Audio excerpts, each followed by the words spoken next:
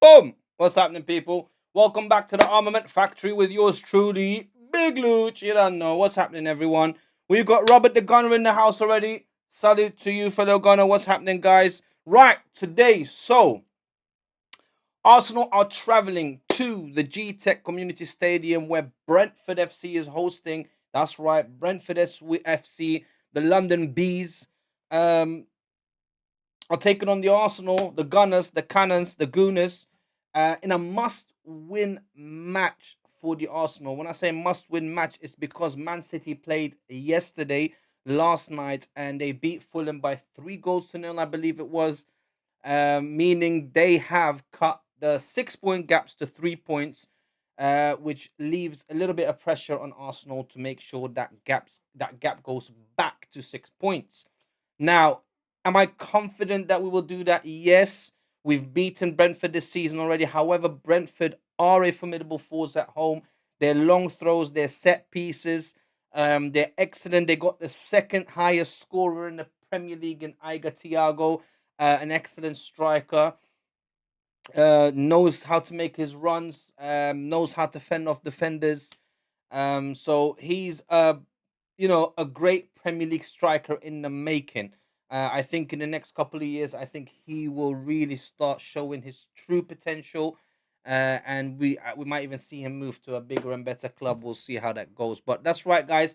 So Brentford hosting the Arsenal at the GTECH Community Stadium today should be an exciting match, as it is a must-win for the Arsenal. Also, Brentford are in a slightly better form than us, I'd say. Yes, I know we're top of the league and we're in the Champions League and this and that. However, I'm talking about the last 5 games in the Premier League. If I'm not mistaken and my memory serves me well, Brentford has had 3 wins, 2 draws, maybe, if I'm not mistaken, whereas an Arsenal's had 2 wins, 2 draws, and a loss. Okay, so form wise, they're in a slightly better form than us. However, the teams that we played were probably a little bit more difficult. Also, we've got the Champions League, the Carabao Cup. I mean, we're in more competitions than they are. We're playing much more games. Yes, our strength and depth. I mean, we have strength and depth, and our squad is much stronger and better than theirs. So we should be able to cope. But still, I mean, Brentford at home, they're no mugs. They know how to play football. And I think Keith Andrews, I must say, I tip my hat to him. I mean, if Arsenal win the Premier League, more than likely Mikel Arteta will get manager of the season. But I will throw a couple of names in there as well. Keith Andrews being one of them at Brentford, and also Reggie Lebris at Sunderland. I think those two have to be mentioned. They should get an applause for what they're doing at their respected clubs. Especially Reggie Lebris. I mean, Keith Andrews was at Brentford already. I believe he was a set piece coach for Thomas Frank.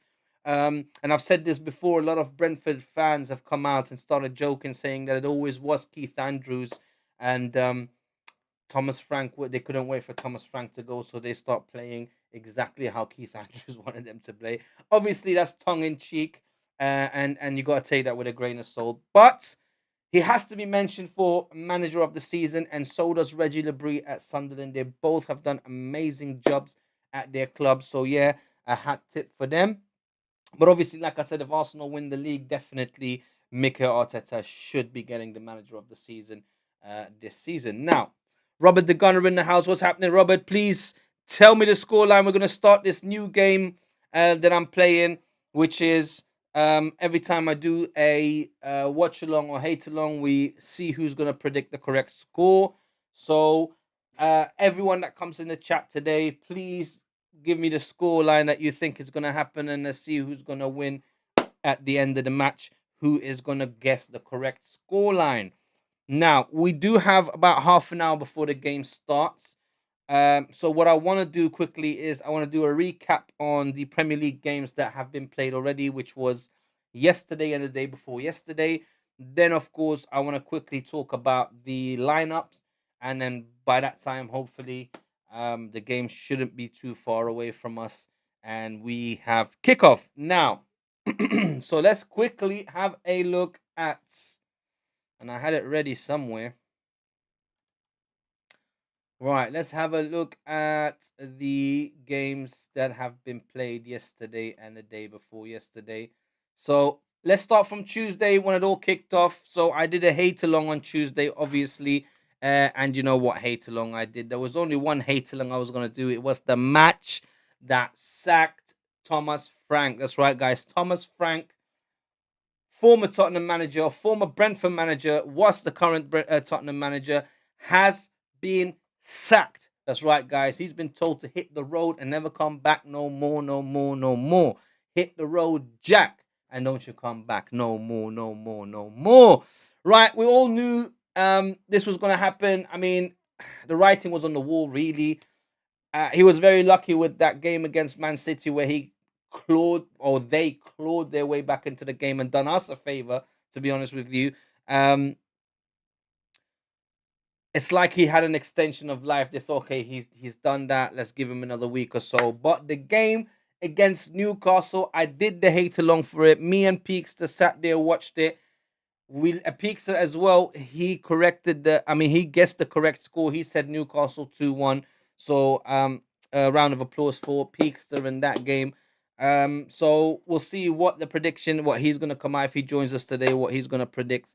Like I said, Robert, please you as well. Give me your the correct score line, whatever you think it's gonna be. All right. And anyone else that joins us as well, correct scoreline, please. Now, Tottenham 1, Newcastle 2. The game that sacked Thomas Frank. Eddie Howe and Newcastle went to the Tottenham Stadium and really laid the smackdown on Tottenham. I mean, that first half, they were atrocious. Vicario, atrocious. Their defense all over the place. Second half, they came out the first 5-10 minutes. I thought, okay, here we go again. It's a game of two halves. They're gonna come out and they're gonna, do what they did against Man City and maybe even take the 3 points if they're able to score two goals and not allow Newcastle to get back in the game. However, that 5 minutes was, short lived, or 10 minutes. Not long after that, Newcastle got back into the game and it was just hammering them, hammering them, hammering them. Where Newcastle ended up winning 2-1, taking all 3 points back to St James's Park. And Eddie Howe needed that. He was under a little bit of pressure. A lot of Newcastle fans have come out and they started to moan and complain, which I really don't understand. I mean, Eddie Howe is a fantastic manager. You're not going to get a better manager than Eddie Howe at Newcastle at the moment because they're not available. Any decent manager or good enough manager is already at a club. He's not going anywhere. So any manager is going to come in will probably do worse than Eddie Howe. I mean, what are you going to do? Get Ange Postecoglou in? What are you going to do? You're going to get a Sean Dyche who just got sacked at Nottingham Forest as well. Meaning Marinakis, we're going to get onto it, but Marinakis sacking three managers in one season. Unbelievable. I don't know what's happening. That guy is really, really is a G. It really is a gangster. Shug Marinakis, like expression likes to call him. So yeah, he's definitely not all there. You know, cuckoo for Cocoa Puffs, as they like to say. But yeah, so Tottenham won, Newcastle 2. Not long after that, I did say at the end, and you guys can ask Peakster as well. I thought he was going to get sacked literally 15 minutes after the game or half an hour after the game. We're going to get a message saying, yeah, he'd been sacked. It took them till the next day, so they gave him that evening. He got sacked the next day. I think it was maybe, yeah, Wednesday morning. I think, if I remember correctly, I was at work and I got the message sent through, the alert, the notification at around 10:30, 11, saying Thomas Frank has been sacked. Now, I do feel sorry for Thomas Frank. We all thought he was a good manager at Brentford. We all thought that he was going to do good things at Tottenham. However, it didn't work out to be like that, and it just didn't work out for him over there. So, good luck to Thomas Frank and whatever he does. I'm sure he's going to find another club, whether that's in England or somewhere else. We'll see. But he definitely deserves another crack at the Premier League, to say the least. Now, also, another crazy game that Tuesday was Chelsea 2, Leeds United 2. Now, I only watched the highlights. Chelsea went 2-0 up, came back. Sorry, they went 2-0 up and allowed Leeds to come back into the game. Apparently, Leeds wasn't playing all that. Somehow, they got a fluke first goal penalty. I think it was a penalty, their first goal. And then, obviously, they kept on having like a good spell for like 10-15 minutes and ended up getting the second goal, equalizing. And yeah, staying in the game. However, Chelsea did keep on knocking on the door to try and get another goal. And then in the 94th or 95th minute, whatever it was, in injury time towards the end of the game, Cole Palmer missed a open goal chance, and he was literally a yard out. It's probably the craziest miss you will see this, at least this season, if not for the last few seasons. Um, it was just crazy at the back post. All he had to do is just tap it in. He ended up just, I don't know how he did that, because he was right in front of the goal and the goal was open, and it ended up going higher than the post, or over the post, which was crazy. I'm not sure how he managed to do that. So Chelsea ended up dropping points at home against Leeds, which is very good, because that means only Arsenal really is this season has been doing that well against Leeds. I mean, we've beaten them 9-0 on aggregate, 5-0 the first game, and then 4-0 the second game at Ellen Road. And I don't think anybody at Ellen Road has had that good of a game. I mean, they've taken points off of a lot of big teams as well. They're still round about the bottom half of the table, but they are probably in the best position to push on and not be within that dogfight. That's the relegation fight. Now, so Leeds done well at Stamford Bridge. Then Everton won, Bournemouth 2. Another shocker, Everton at home. Um, at their new ground. I always get the name wrong. I think it's Dixon Hill or Hill Dixon or something like that. I don't know. Dickinson, Hill Dickinson, some I don't know. Anyway, their new ground, they lost there. They got a red card. I didn't really watch the highlights. I think I forgot to watch those highlights, or I might have just quickly gone past it, bruised through it.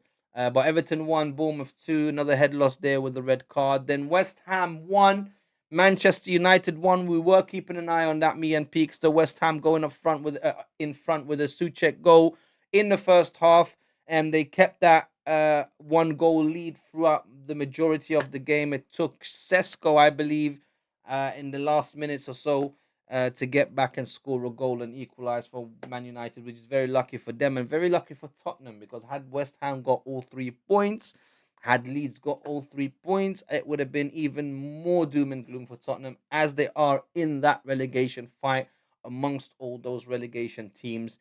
And fingers crossed they get relegated. I was talking to Peekser about this, Robert. I don't know if you're still with me, but we were talking about this dream scenario where Arsenal win the Premier League this season.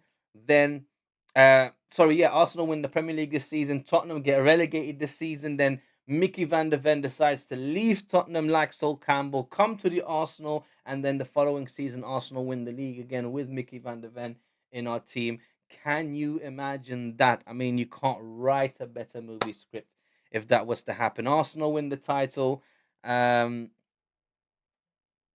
win the titles. Tottenham get relegated, and Mickey van der Ven does a Sol Campbell and comes to the real North London team and the real club in London, the biggest club in London, or even England, I should say, at least at the moment.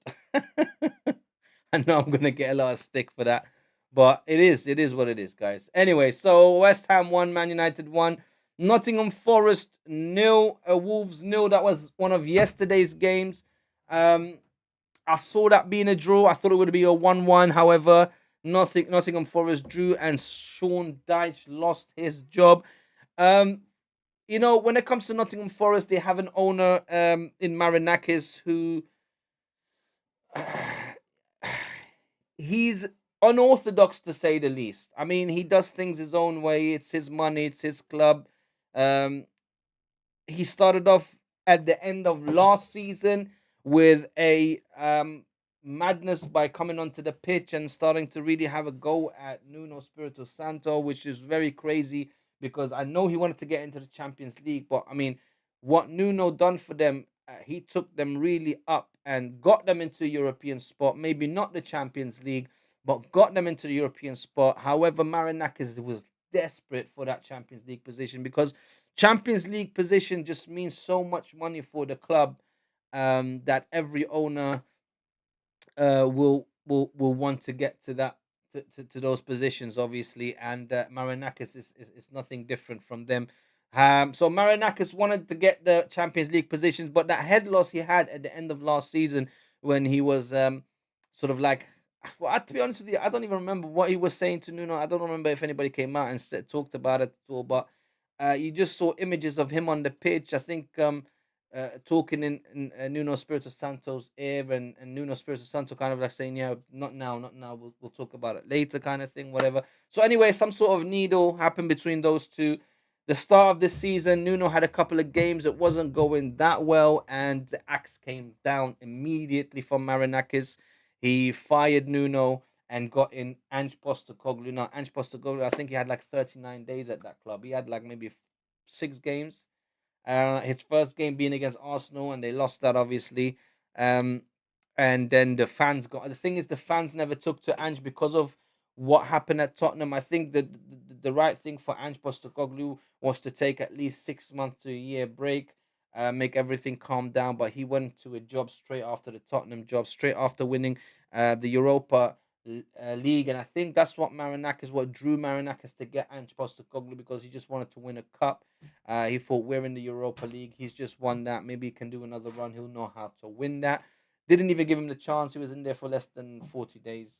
And it was about 5 or 6 games. And he got sacked as well. So that was the second Nottingham Forest manager that got sacked. Then they got Sean Dyche in. And the reason why they got Sean Dyche in, because they got drawn into the bottom of the league, and they wanted to avoid the relegation battle. And Sean Dyche is known to be that kind of manager. Never a manager that will challenge for anything really. It's just merely to stabilize a team, getting them out of relegation, maybe possibly keep them in the Premier League.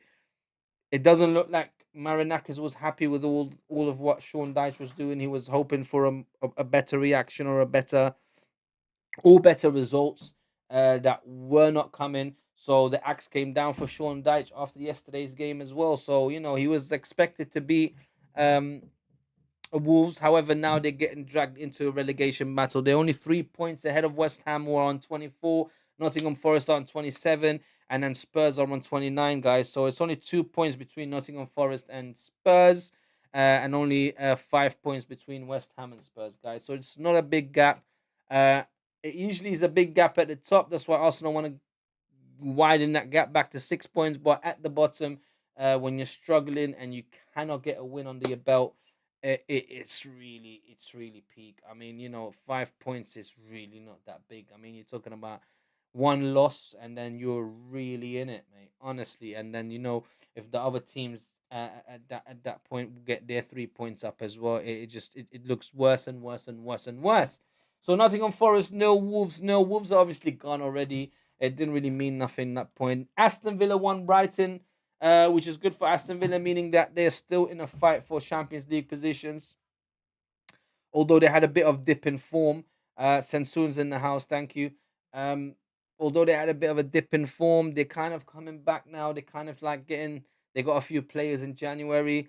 Um, one of them being Abraham's coming to Aston Villa, and improving them slightly, plus one or two other players, if I'm not mistaken. But yeah, so they're not really in the title race, I say, anymore. Maybe if Arsenal do something stupid, they get pulled back into the title race. But at the moment, it's more about Champions League positions for Aston Villa, and it looks like they might get them, especially if England get 5 positions like last season again, which I think they will, because we are the most dominant in the Champions League. Because I think 4 out of 6 teams, I think, are in the top 8. So we're dominating the top 8 already. So I believe they'll give us 5 positions again, and even if Aston Villa end up being fifth rather than a fourth or third, they'll still be in the Champions League, which will bode well for their owners and Unai Emery. Meaning maybe they can buy some other players in the summer, some better players, improve their squad maybe, and challenge for one of the cups, or even maybe the Premier League for next season. Right. So Aston Villa won, Brighton nil. Brighton as well, at the end of the game yesterday, started booing their manager Fabian Hertzler, which again I'm not sure why.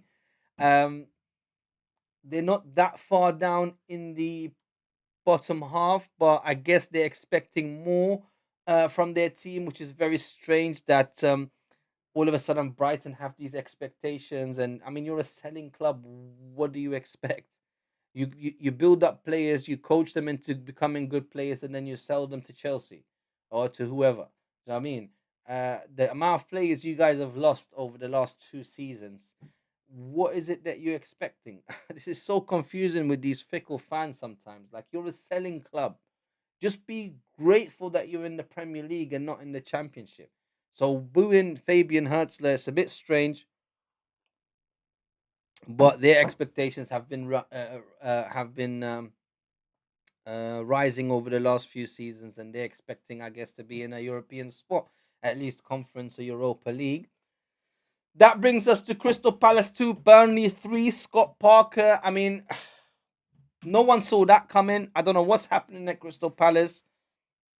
A lot of dodgy stuff. When I say dodgy, I mean like just it's all a bit strange since Mark Gahey. It all started at the beginning of the season in the summer when what's happening, Peakster? Welcome, Peakster. I just told Robert and Sensun I want a scoreline prediction. So we're gonna play the game and we see who's gonna win today's scoreline prediction. There's no reward, no prize yet. It's just to see how it goes. We'll see who gets the best prediction today or gets the right prediction today.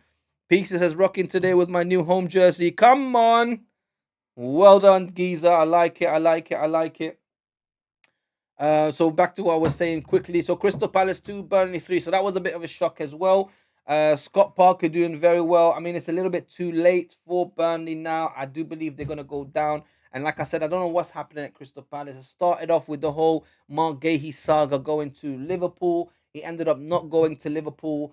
And Oliver Glasner threatening Crystal Palace to walk out if they sell him in the summer. They ended up not selling him, but selling him in January to Man City rather than Liverpool because they just wanted to get money for him rather than letting him go free to Arsenal at the end of the season, because I believe that is what would have happened. But Man City wanted him desperately. They put money on the table, and when Man City put money on the table, you know movements is going to happen. And I don't think that's purely because Mark Gahey necessarily wanted to go to Man City, but you know, when they put the money on the table and they can change your life, it's hard to refuse. And they may even have giving the agents something under the table. You never know with Manchester City because they got 114 charges on them.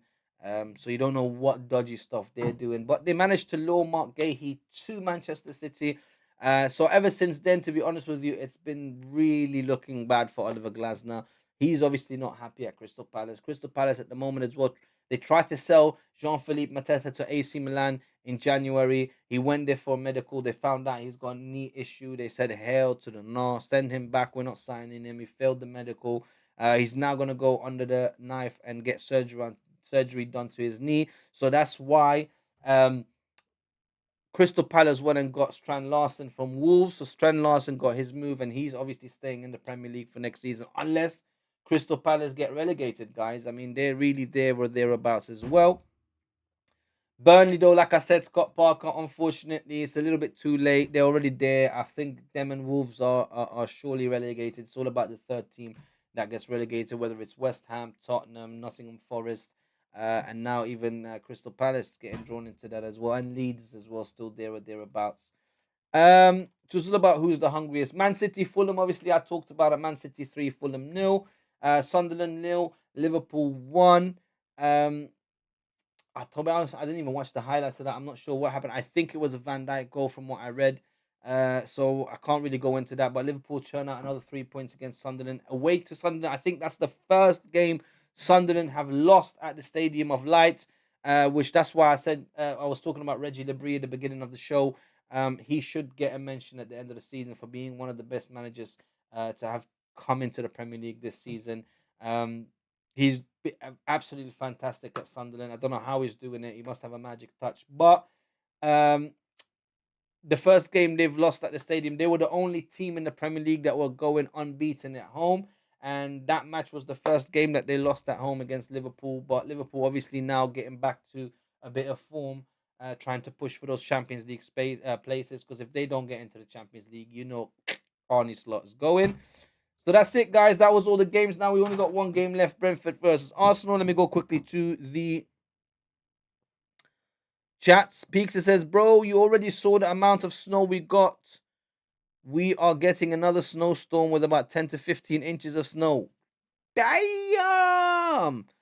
Guys, Peakster's from Denmark. He lives just outside Copenhagen, so he's in a Scandinavian country, and he showed me a picture the other day of the amount of snow, the amount of snowfall they had when he came, because he went to the Sunderland game, Arsenal versus Sunderland at home. He saw Gyökeres score 2 goals and the Zubamendi goal as well. He was sitting right behind the goal, so he had a good time watching the Arsenal win at home. Obviously, then he ended up getting back home, and when he got back home, he showed me a picture of the amount of snow that had fallen. I'm telling you, it was like a mountain, man, a little mini mountain, little hill, right?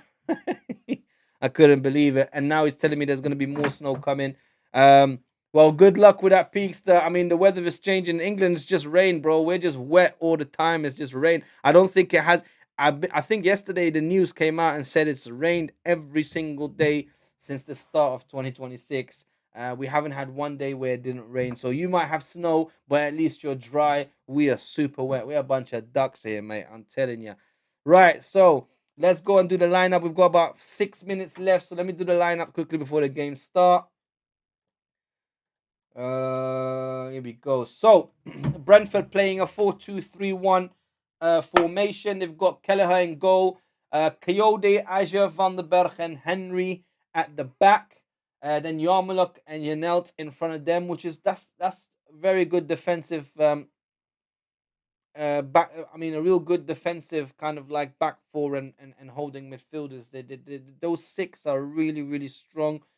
So we'll see how they fare against our attackers. Then Django Utara on the right hand side, Lewis Potter on the left, Jensen in between them as the number 10, and then obviously Thiago up front as the number 9. And like I said to you guys, Thiago being number 2 in the Premier League as the highest scorer. Is obviously Erling Haaland first, and then Thiago number 2. I got Thiago, and I believe Haaland's got 22 goals, and Thiago might be on 17 goals. But guess who comes right after that? Semenyo with 13. So Manchester City are going to have 2 top scorers in the top 5 or top 10 of the Premier League top scorers. Obviously, FA Cup next week, guys. It's Arsenal versus Wigan. Tottenham are not in the FA Cup anymore, so they get to have a rest before they play us. So again, there's 2 things we're going to talk about quickly. Let me finish the lineup, but that's something that I want to talk about quickly before the game start. Peakster says, bro, they cancelled school in certain parts of the country. In my 25 years on this planet, I've never seen school getting cancelled. Did I not talk about that the other day, Peakster, when I was saying to you, in this country, if we ever had that, the country will be in standstill. Schools will close, because we're not ready, but you guys are supposed to be more ready than us. Are you telling me you guys close your schools as well? MJ in the house. Come on, you Gunners. Let's go. We need a scoreline, MJ. We're doing a game. We're gonna see who who guesses the correct scoreline. So far, we've got 3-1 from Peakster. Robert hasn't said anything yet. Sensoon hasn't said anything yet. We're waiting for their predictions. But we're playing the prediction game today. I say 4-0 to the Arsenal. Peakster said 3-1. But let me quickly read the Arsenal line because the players are in the tunnel. They're going to come out in a minute. So Arsenal are playing 4-3-3 as per usual. David Raya in goal. They're playing the back four. It's a bit of a makeshift back four. So Piero Capie, Gabriel Magliash, Christian Mosquera, and Urian Timber as the back four.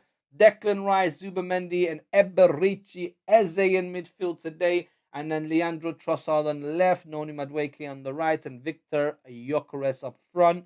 Now, let's quickly have a look at our bench. So Ben White, Saka's on the bench, Odegaard's on the bench, Jesus is on the bench, Martinelli's on the bench, Kepa Arrizabalaga's on the bench, Norgard's on the bench, Calafiori's on the bench, and Lewis Skelly. I mean, our bench is looking crazy.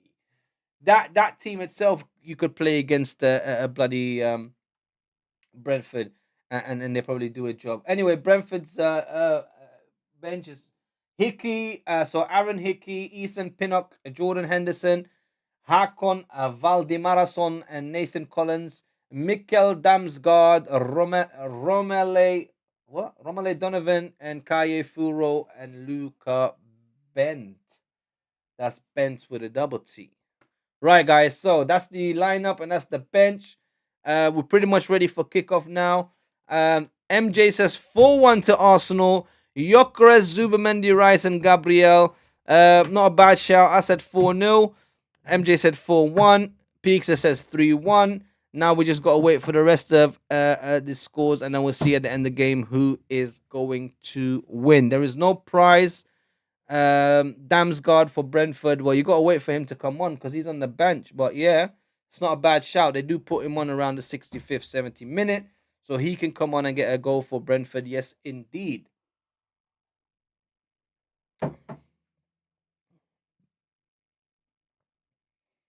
Peakster says, I think Trossard, Gyökeres, Zubamendi, and Brentford, Thiago. Yeah, not a bad shout as well. All of these shouts are really good. You never know; those score lines can happen. So we will see exactly what's going to happen today. The game's about to kick off, guys. So Arsenal's lineup again: David Raya, Timber, Mosquera, Gabriel, and Hikapié, Eze, Zubamendi, Rice in midfield, and Madueke on the right, Trossard on the left, and Gyökeres in the middle. So let's see how they do. No Saliba. Saliba's obviously still injured. Here we go. Dango, obviously Utaro. Dango is dangerous. And then you've got also Coyote with his long throws. Coyote's throws are crazy. So let's see, guys. Arsenal in blue today. In the lightning shirt. Maybe I should have worn that instead. I can't be bothered. So I'm just wearing my favorite one.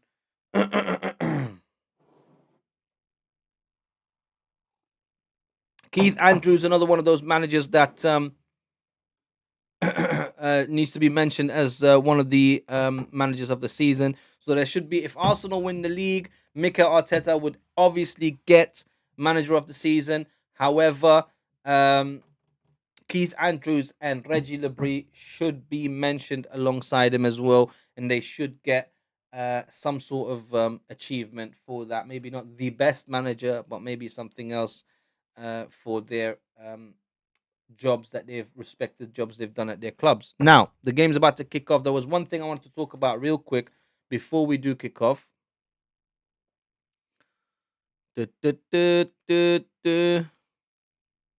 Yeah, one thing I wanted to talk about quickly before is the Tottenham game that's coming up. Although we're about to kick off, so let me just get ready. Declan Rice. So Arsenal are playing from right to left, Brentford left to right in the start of this first half. Declan Rice in the centre circle is going to kick off, and we have liftoff. David Raya with a long ball forward. Here come Arsenal. Noni Madueke. Timber tries to play it forward for Eberici Eze, but Brentford clear it. Thiago plays it back, but Arsenal get the ball back. Here's Christian Mosquera, Gabriel Magliash.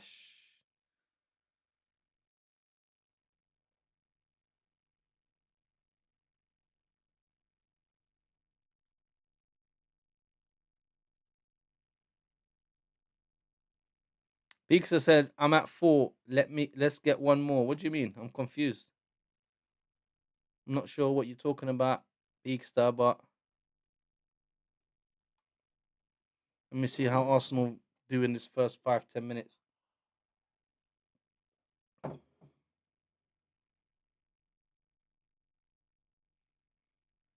Right, Brentford with a long ball forward. Noni Madueke gets the ball back. No, he doesn't. Here come Brentford again. Van den Berg goes back to Kelleher. Right, guys. So as the game settles down a bit, Brentford is trying to slow the game down. Noni Madueke pressing. Oof, nearly gets the ball. But Van den Berg goes back to Kelleher again.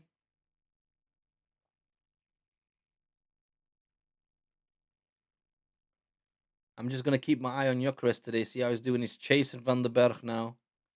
Thiago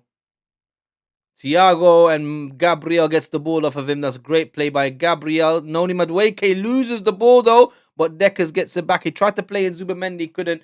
And here come Arsenal. Christian Mosquera now on the right-hand side. He's way too high up, but here goes Zubamendi. Back to Urian Timber. Urian goes into the middle, but plays it back towards Gabriel. Right, guys. Christian Mosquera now.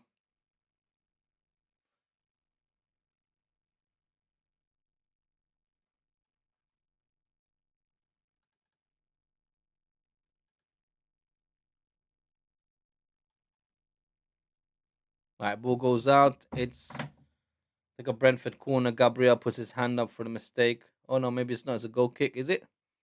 Declan Rice plays it back to Gabriel. Gabriel goes back towards. Oh, it's a corner. I thought so. Gabriel tried to play it back to David Raya, but instead gives the corner to Brentford. So there's a bit of nervousness here. You can tell by that little mistake by Gabriel. Obviously, he puts his hand up, and these things happen. I mean, players do make mistakes, but that just shows you that there's a slight nervousness in this Arsenal team, which is not good. Whoa! Zubamendi and Iga Thiago literally wrestling each other. Brentford really good with the set pieces as well. They're trying to do what Arsenal do. They're standing on the Arsenal goal line. They're trying to impede David Raya. Hikapié is there as well. Gyökeres is there back defending as well. Let's see if Arsenal can hold back this set piece from Brentford, guys. If this goal goes in, Arsenal's going to get really nervous. David Raya grabs the ball. Fantastic goalkeeping. Absolutely amazing. David Raya grabs it out of the air. Here comes Gyökeres. Ooh, Gyökeres loses the ball. He tried to play Noni Madueke. Now Eberechi Eze grabs it. Eberechi Eze back to Gyökeres. Gyökeres going forward now. He gets pulled back, referee. Come on. Free kick to the Arsenal inside the centre circle. I can't believe this is not a yellow card. Surely it's a yellow card, referee.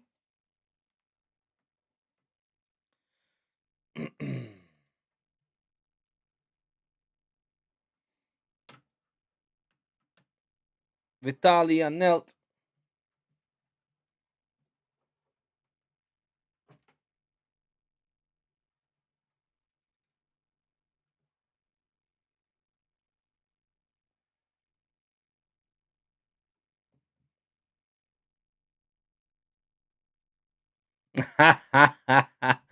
Peakster says, got a notification from Flash Score and my heart dropped, thought they scored. Hell no. Hell no. But I'll tell you what, if they do score before us, there's more nervousness that's going to kick in for the Arsenal, which is just what we're trying to avoid, because Manchester City are starting to look like they're going into that, the last phase of their season where they just go on a crazy run of like 10 unbeaten games or whatever. And we just need to keep on churning now and keep winning to fend them off. But a nervousness will start to creep into Arsenal, and it's all due to also the fans' nervousness. It just trickles into the team, into the club, and that's why Arsenal fans really need to keep positive, stay positive, and keep believing in your team, because they can do it. They are the best team in the league. Just don't let our nervousness and our anxieties. Hikapié tried to cross it in, but Kelleher, it was a deflection on it, but Kelleher stops the ball from going to anyone else. Kicks it long, looking for Iga Thiago now. Is he going to be able to get past Christian Mosquera? No, Mosquera done very well. Very, very well to hold of Iga Thiago. Now Declan Rice plays it to Gabriel Magliash, but that was important from Christian Mosquera to stop that ball. Here comes Arsenal again. Hikapié, Trossard in front of him. Now Eberechi Eze, who lets the ball go to Declan Rice. I really want to see a good performance from Eberechi Eze. He gets a free kick from Arsenal. Iga Thiago with a little bit of a challenge on Eberechi Eze. I really want to see a good performance from Eberechi Eze. I want to see him feature more. I want him to start having an impact the way Semenyo's had an impact at Manchester City. It's really bugging me that he went over there and went on a crazy goal scoring run already for them. I mean, he's here comes Brentford, Utara.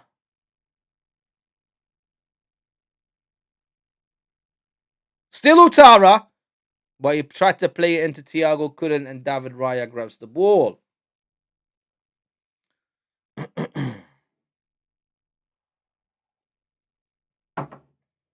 Right, Hikapié now.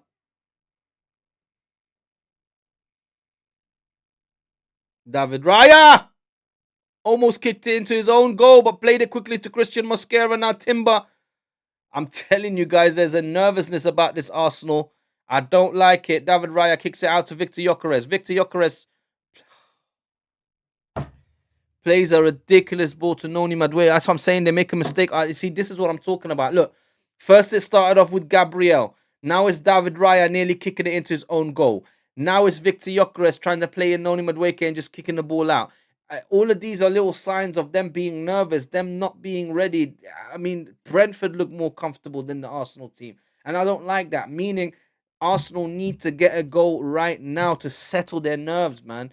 To settle down. Because look, a ball comes in from Dango Utara looking for Iga Thiago. It went deep, but Lewis Potter got the ball now, plays it back. And here it goes. Brentford get their first throw in. Obviously, Coyote is going to go up and take it with his long throw. My God. But this ball from Dango Utara, he saw the run for Iga Thiago. He tried to put it on the plate with him, but very well played by Christian Mosquera to see him wide and to let the ball go out. But here comes Coyote now with the long throw. This is basically another corner for Brentford. I mean, that's how good they are with their throws. Here comes Coyote with the throw. And it goes all the way out. Very well done by Gabriel. He just saw the ball go out.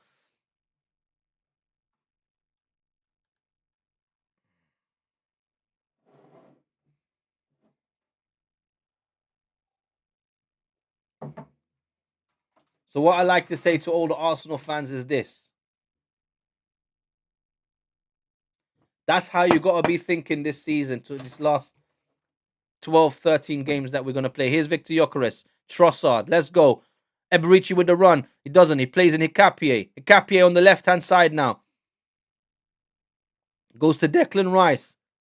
Deckers now. 10-man Rice. Plays it back towards Gabriel Magliash.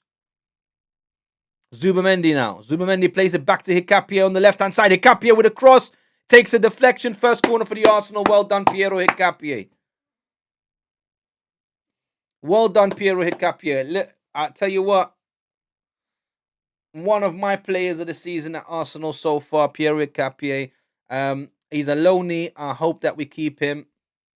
He's a beast of a player. I really do like him a lot. And I like the fact that Mikel Arteta went and got him, even though we got Miles Lewis Skelly and also Calafiori. He's also a versatile player, can play a centre-back. Peekser says, I'm not worried. Well done, Peekser. That's the spirit. Well done. Stay positive. Always. Declan Rice with the corner. Back post it. Gabriel. Ooh, another corner for the Arsenal. Well played. Unlucky Gabriel Magliash. That would have been the first goal for him in a while. He's got the captain's armband. He ran to the back post. He saw the ball coming. He tried to header it. It kind of came off his shoulder. He headed it onto his shoulder, I believe, but he headed it onto his shoulder. And then I believe was it Janelt or was it Van der Berg that headed it out? Anyway, the ball's gone out for another corner. This time, Noni Madueke is going to take it from the right-hand side.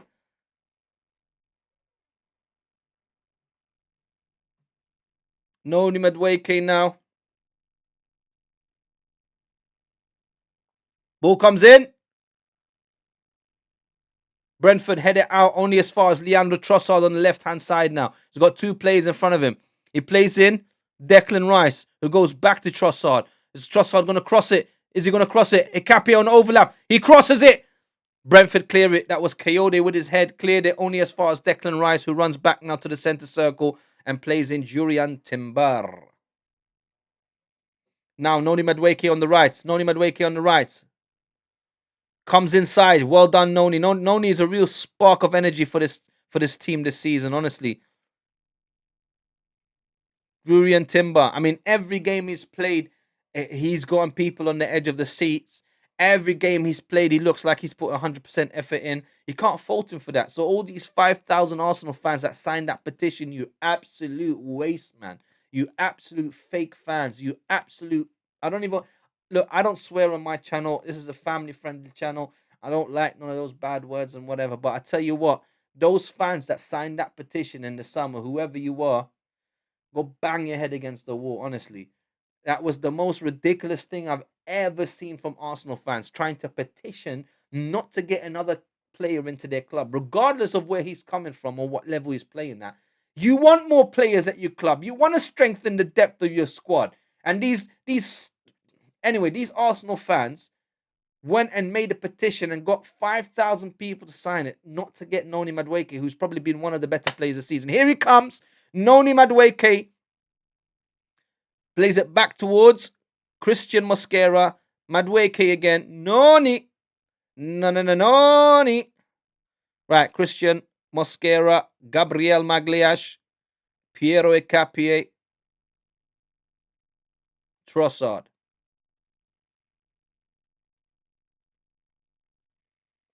Gabriel Magliash.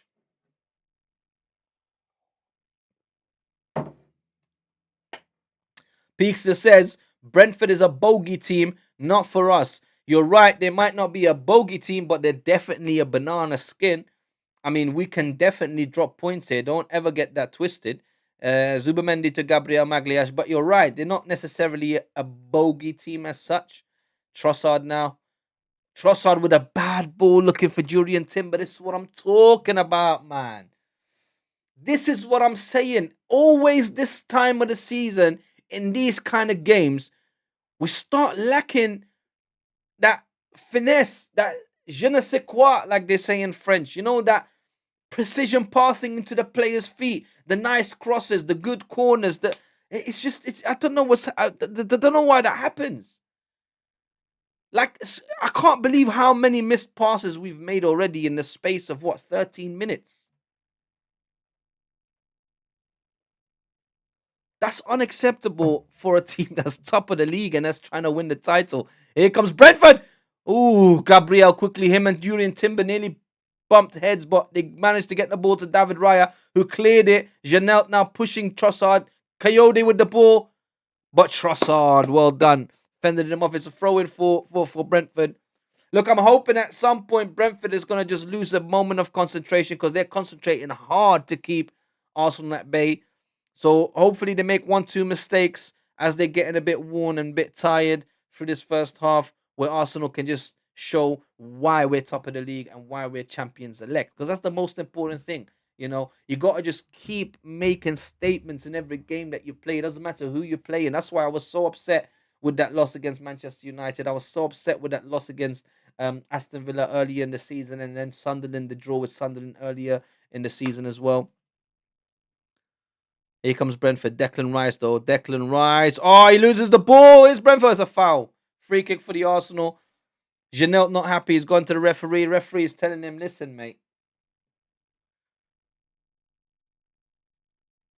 Who was it? Yarmouk. Yarmouk on Declan Rice. I mean, it was soft. To be honest with you, it was soft. But I mean, we got the free kick. So Zubamendi now. I would have been upset if that was Arsenal. That. Noni Madueke. Ooh, unlucky. Noni Madueke again going past 2 or 3 players. Nearly got the ball into the box. Noni Madueke just told Gyökeres, come and press the ball. Do you know what I'm saying? He's not happy with this. I'm telling you, these players are not happy with Gyökeres, man. Did you not just see what Noni did? Noni's pressing to get the ball back, and Gyökeres just standing there.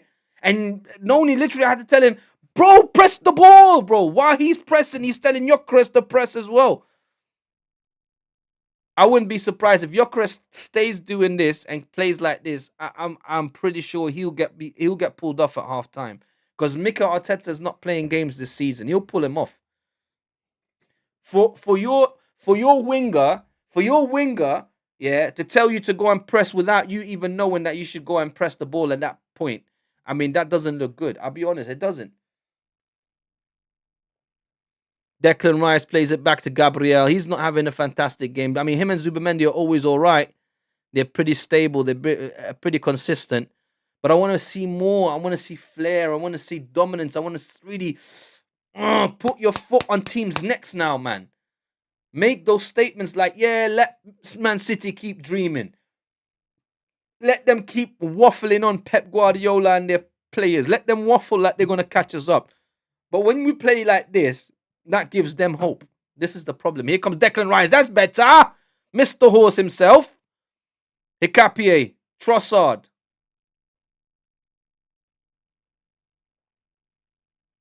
Gyökeres now, finally. Gyökeres in the box. Holding up the ball. Holds the ball up and then loses it by giving it back to Brentford. Yarmulke now. He tried to play a ball to Trossard, couldn't, gave it to Yarmulke, but Arsenal get the ball back thanks to Gabriel. Hikapié tried to play it into Gyökeres' path, couldn't. Trossard now. What a touch from Trossard. Hikapié on the overlap. Trossard goes inside. Ooh, looking for Eberici Eze, couldn't get the ball. Janelle Coyote, Yarmulke, Utara, but Hikapié, what a tackle. To get the ball off of Utara, let it all, and now, Coyote fouled by Trossard is a free kick for Brentford.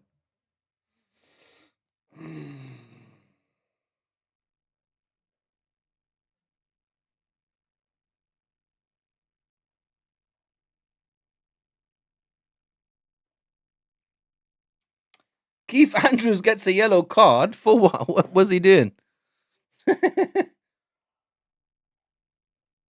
He's obviously not impressed with the referee. Must have said something. And the ref said, yeah? Well, who that yellow, rude boy? Who that?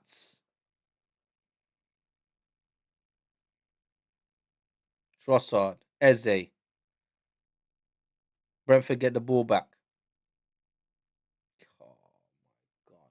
Henry now. Janelt now. Van den Berg. Aja back to Van den Berg. Aja.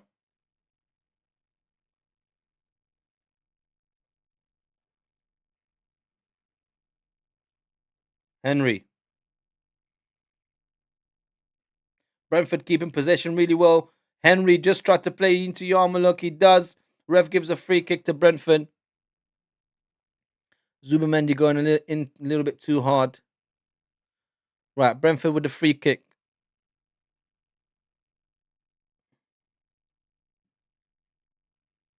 Right, here come Brentford.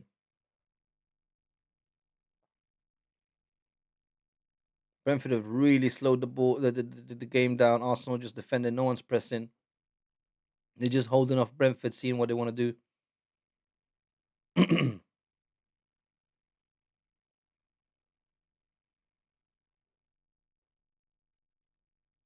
Dango Utara. Thiago gets tackled by Gabriel Magliash, who gives him a free kick. Why? Don't tell me he's going to give him a yellow card. Oh my days, ref, man. The first challenge he makes and he gives him a yellow card already. This referee, see, I don't like these types of referees, man. They're so card happy that just any foul, anything, boom, boom, boom. Bro, that's like his first challenge. It's the first 20 minutes of the game. Give him a telling off. Give him a warning before you instantly. This is dangerous now because defenders are meant to make challenges. Now Mikel Arteta's probably going to think about changing him in half time because he doesn't want to get a man sent off. Man, I hate referees. They ruin games, man. These referees really ruin games like that.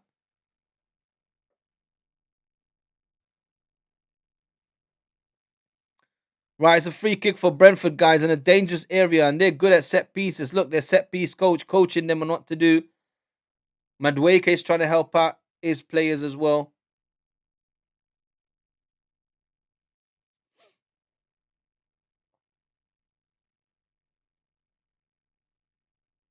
Arsenal clear it. Trossard now clears it. Well done. It was Jensen with the free kick. Trossard gives them a throw in. Obviously, Coyote is running now. Coyote running to the ball to get this throw in.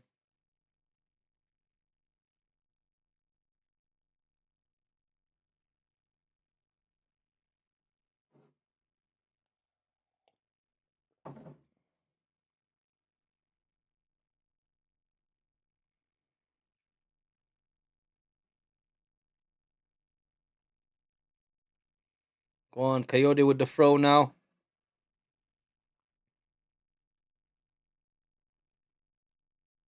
Yes! Well done, David Raya. Peekster says Raya fixing his mistake. Kind of. Unless he's going to give...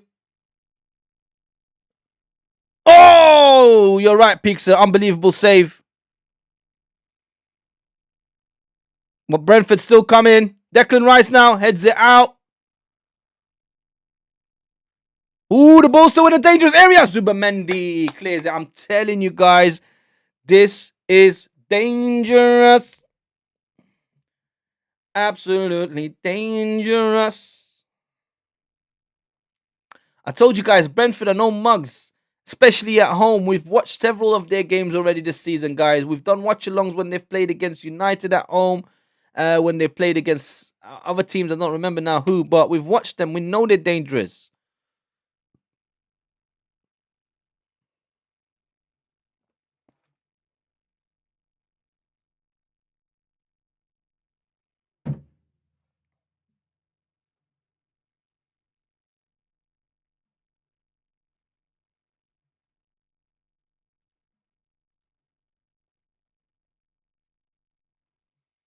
Sensun and Arsenal have to win this. Have to win. This is dangerous. Yes. Oh, what happened there? Oh, they're just replaying the save. The unbelievable save. The unbelievable save from David Raya. Right, Kelleher now with a long ball forward. Gabriel plays it back towards Raya. But look how Utara presses. And now look how Gyökeres presses when they play the ball like that. Look, Gyökeres is nowhere near there. He's nowhere near the keeper, man. He's halfway up their pitch, near the center circle. And he's a number 9. He's a striker. Bro, this is what I'm talking about. Did you see what Utara as a winger just did? He ran at David Raya when the ball got played back to him. Look, he's jogging. Gyökeres, now he's doing it. Now he's running towards it. And then he stops and he jogs again. You got to put them under pressure, man. They got to make mistakes. That's the only way they make mistakes, when you put them under pressure. Christian Mosquera, referee, man. This referee is so annoying. He just keeps blowing his whistle. Let them play, man. It's a contact sport. Like, what do you expect? Any little touch and you just blow the whistle. Now, this is getting frustrating, man. But that save, oh my God, David Raya. And that's why you got to spend money on a good goalkeeper. And that's why Aaron Ramsdale's not in our goal and David Raya is. But this is just messed up, man. Like, this referee, honestly, he's just going to ruin this game. Kelleher now is going to take the free kick.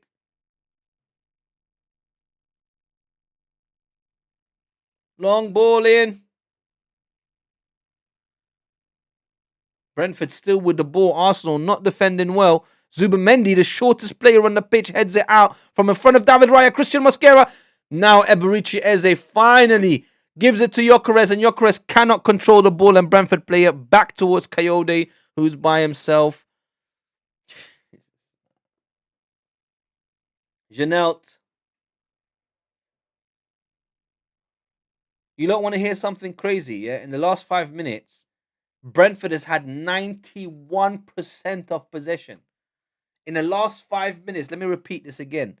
In the last 5 minutes, Brentford has had 91% of the ball, whereas Arsenal had 9% of the ball. Victor Gyökeres now.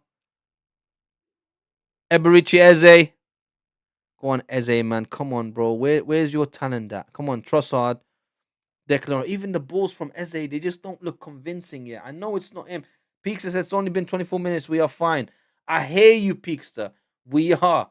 But I don't like the way we're playing. I don't. We're playing nervously. We need a goal to calm ourselves down. The passing is not going to feet. Look how easily they got the ball from Urian Timber just now. They get the ball and look, they're on the attack. Bro, this is not good, Peekster, bro. I know, I hear you, but you don't understand. If we drop points today, we really open the door for Man City. We have to get 3 points here. And you said it yourself. They're not a bogey team.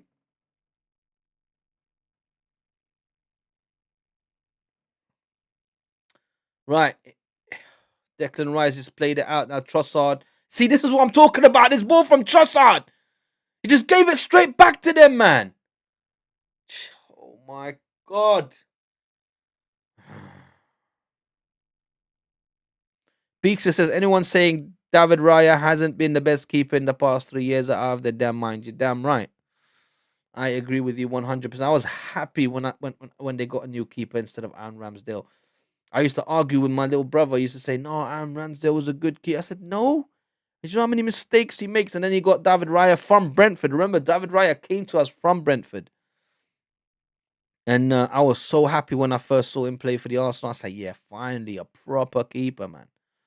A keeper that can challenge Allison and Edison at the time for being the Premier League keeper. Here comes Brentford again. Brentford still with the ball, guy. Aye, listen, Peakster. Listen, don't tell me I don't need to worry, bro. Look at how Brentford is playing.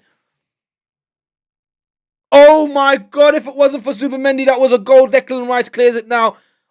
Listen, Brentford look more like scoring than Arsenal, and that's worrying, bro. Don't tell me not to be worried when Brentford look more like scoring. They've had more chances than Arsenal had. Yeah, I know they're playing at home, but bro, they're not. Bro, this is not good, man. I don't like this at all. At all. We should be playing against Brentford like we played against Leeds away. Leeds away from home is more difficult than Brentford away from home, bro. And we went there and slapped up Leeds. I just hope this is like this in the first half, and in the second half, when he puts on Saka, Odegaard, Martinelli, Jesus, I'm hoping that's just gonna flip the game upside his head, man. And all this team now has to do is make sure they don't concede. That's the most important thing. As long as they don't concede, I think second half with our changes, things will get better. But my God, because it's kind of opposite of what I witnessed. But I think a Havertz or Norgard change with Martinelli could do something. 100%. But Havertz is not even on the bench, dude. We don't have Havertz on the bench. We got Jesus on the bench. Yeah, there's no Havertz on the bench, bro. Christian Norgard's on the bench, though. Definitely, I feel like he needs to play way more, bro. Christian Norgard's got some passes that he does that are ridiculous, man. And we need that sometimes because he comes from a team like Brentford where they played like that. So he's used to that. He used to be their captain. So maybe, yeah, you're right. I agree with you, Peaks. So maybe this game would have been perfect for Christian Norgard to play in. Maybe you'll put him in at some point because we got no Mikel Marino at the moment. Right, here come Brentford again.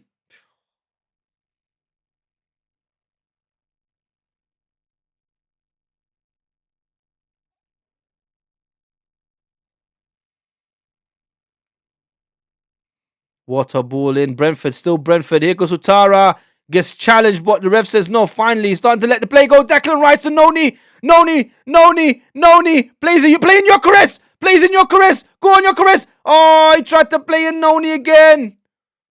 But Brentford get the ball back. Well, that's a little bit better, I will say. But again, Gyökeres not good enough. I'm sorry.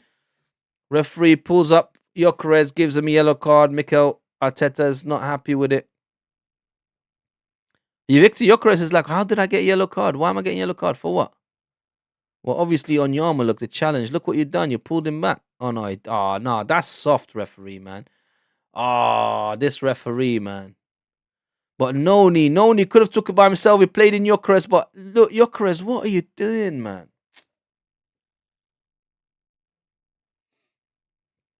Victor Gyökeres, yellow card. Mikel Arteta. Obviously, that's not Victor Gyökeres' fault. That referee is just an idiot. That was no way a yellow card, especially for a player that hasn't done nothing, no foul, no challenge the whole game, and then straight away on the first incident, which he didn't do nothing, he gets a yellow card. And then look, Iga Thiago doesn't get a yellow card for literally pushing Piero Hincapié. And now he's even getting angry with the ref and he doesn't get a yellow card. This referee is rubbish. He needs to get sent back down to the championship.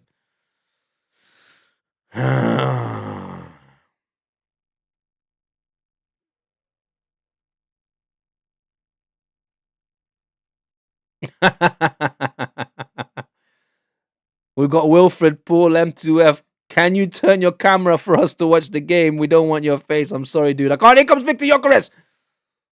But Janelt quickly. Oh, and Kelleher gives a corner to the Arsenal by kicking it against Janelt. There's a corner for the Arsenal. Sorry, Wilfred, man. I can't. It's against the law, bro. I can't just show the game. I'm watching it. You can watch me. I'm here to entertain you, Wilfred Paul, dude. Come on, man. Don't worry about the game. I'll tell you exactly what's happening. Right now, it's the corner for the Arsenal. I'll tell you another thing. Kelleher, the Brentford goalkeeper, kicked it against Janelt as he's tried to clear the ball. He kicked it against Janelt's legs. The ball's gone out. Now Declan Rice has taken the ball to the corner. It's going to be an Arsenal corner. And guess what Arsenal do from corners? They score. Set piece again, ole, ole. Set piece again, ole, ole. Here it comes. Declan Rice to the back post. But Brentford clear it. And Brentford clear it. Nodi Madueke chasing now. Referee pulls up. Again, it's a free kick for Brentford. I'm not sure why. This is getting ridiculous. Honestly, it's getting ridiculous, man. What did Eberechi Eze do? Did he pull someone back? Did he foul someone? Nah, this referee is annoying, man. This referee, listen, anything you do, this referee is gonna give a free kick. Like, this referee is rubbish, man. Honestly, what's the name of this referee, bro? Because I don't really watch for the names of the referees, but I want to know what the name of this referee is.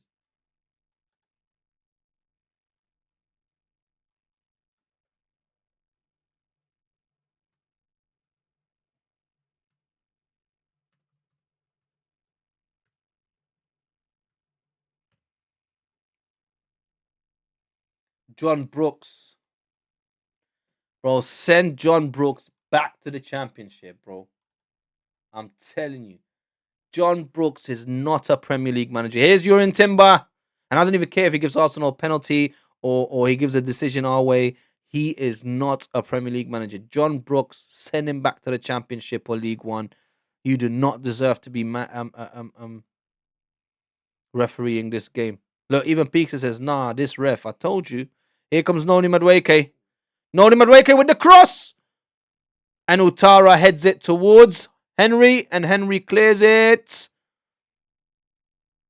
Oh, now I know what you were talking about, Peekster. Bro, Noni barely touched him and he felt like a ragdoll. That's what they're doing. They're trying to frustrate us. Brentford have realised the kind of ref that's reffing their game. They've realised, listen, any touch, just drop on the floor and he'll give a free kick to us, right? And that's exactly what they're doing. And that will frustrate Arsenal. And that will make Arsenal's players' mentality, their head now in the first half, until Mikel Arteta speaks to them and puts other players on. It makes their mentality get frustrated. And then they can't play their game. They can't do what they need to do because their head's like, oh, this ref, man, I can't touch the player. I can't do this. I can't do that. He's just going to give a free kick. I mean, he gave a yellow card to Gabriel for absolutely nothing. Absolutely nothing, right? And he had just made his first foul, if you want to say it was a foul, right? Instantly gave him a yellow card. Like, this is madness, bro. It's like he wants to be the center of attention in this game. He wants to be in the back of the papers tomorrow, right? Being referee decision, blah blah blah. He wants to get his name up to get more Premier League games. And I hate referees like that. I hate referees like that. Christian Mosquera. Back to Declan Rice.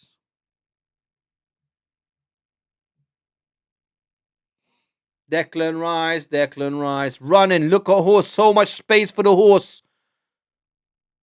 Plays it to Piero Hincapié. Piero Hincapié. Oh, he nearly found Gyökeres and Noni Madueke. The ball goes too deep.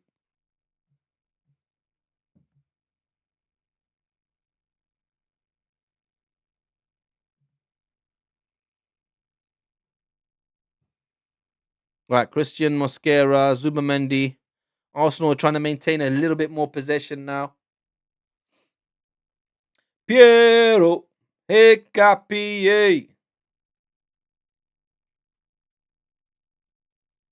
Arsenal every time he plays.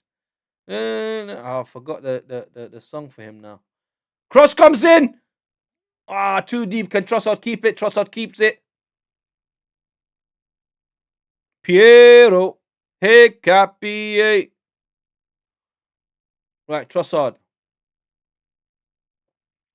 Gabriel crosses it to the back post. Noni heads it in. Noni, still Noni. Crosses it back in, but Brentford clear it. Iga Thiago now with the ball, plays it forward. Gabriel Magalhaes there, but I'm sure David Raya's coming out. No, well, Gabriel heads it straight to him, and Raya plays it to Hincapié, and Arsenal can start again. Here goes Zubamendi, who's having a decent game, I must say. Martin Zubamendi is really dictating for Arsenal where the ball goes, who gets the ball. He plays it to Declan Rice now. He's saying go to the right-hand side. Deckers does. He plays it into Noni Madueke. Julian Timber's running forward. Noni Madueke now still with the ball. Henry in front of him goes past Henry, running to the byline. Still Noni Madueke. What a player! Noni Madueke. All right, here we go. Declan Rice, Julian Timber. Deckers. Noni's. Cross it. Cross it, Noni. Still Noni with the ball. Still Noni with the ball. Still Noni. Crosses it. No. Runs to the byline. Oh, Noni. Run to the byline. Penalty. Penalty. What?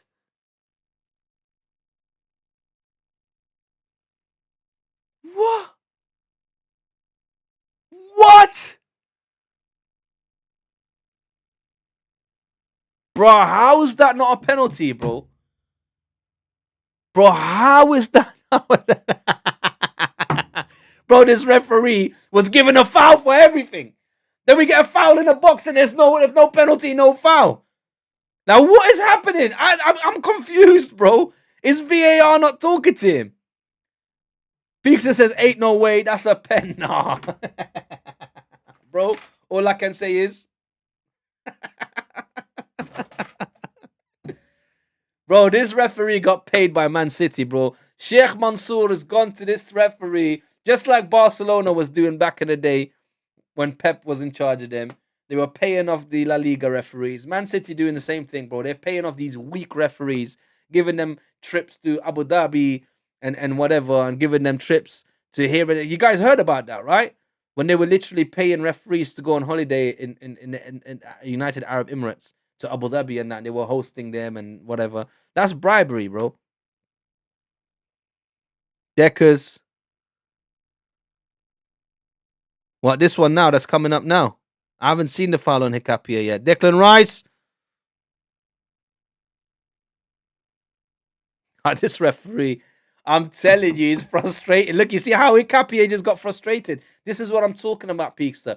This is a type of frustration that enters their mind. And when it enters their mind, it stops them from playing the way they want to play, with their fluidity, with their concentration, because the referee's ruining everything, bro.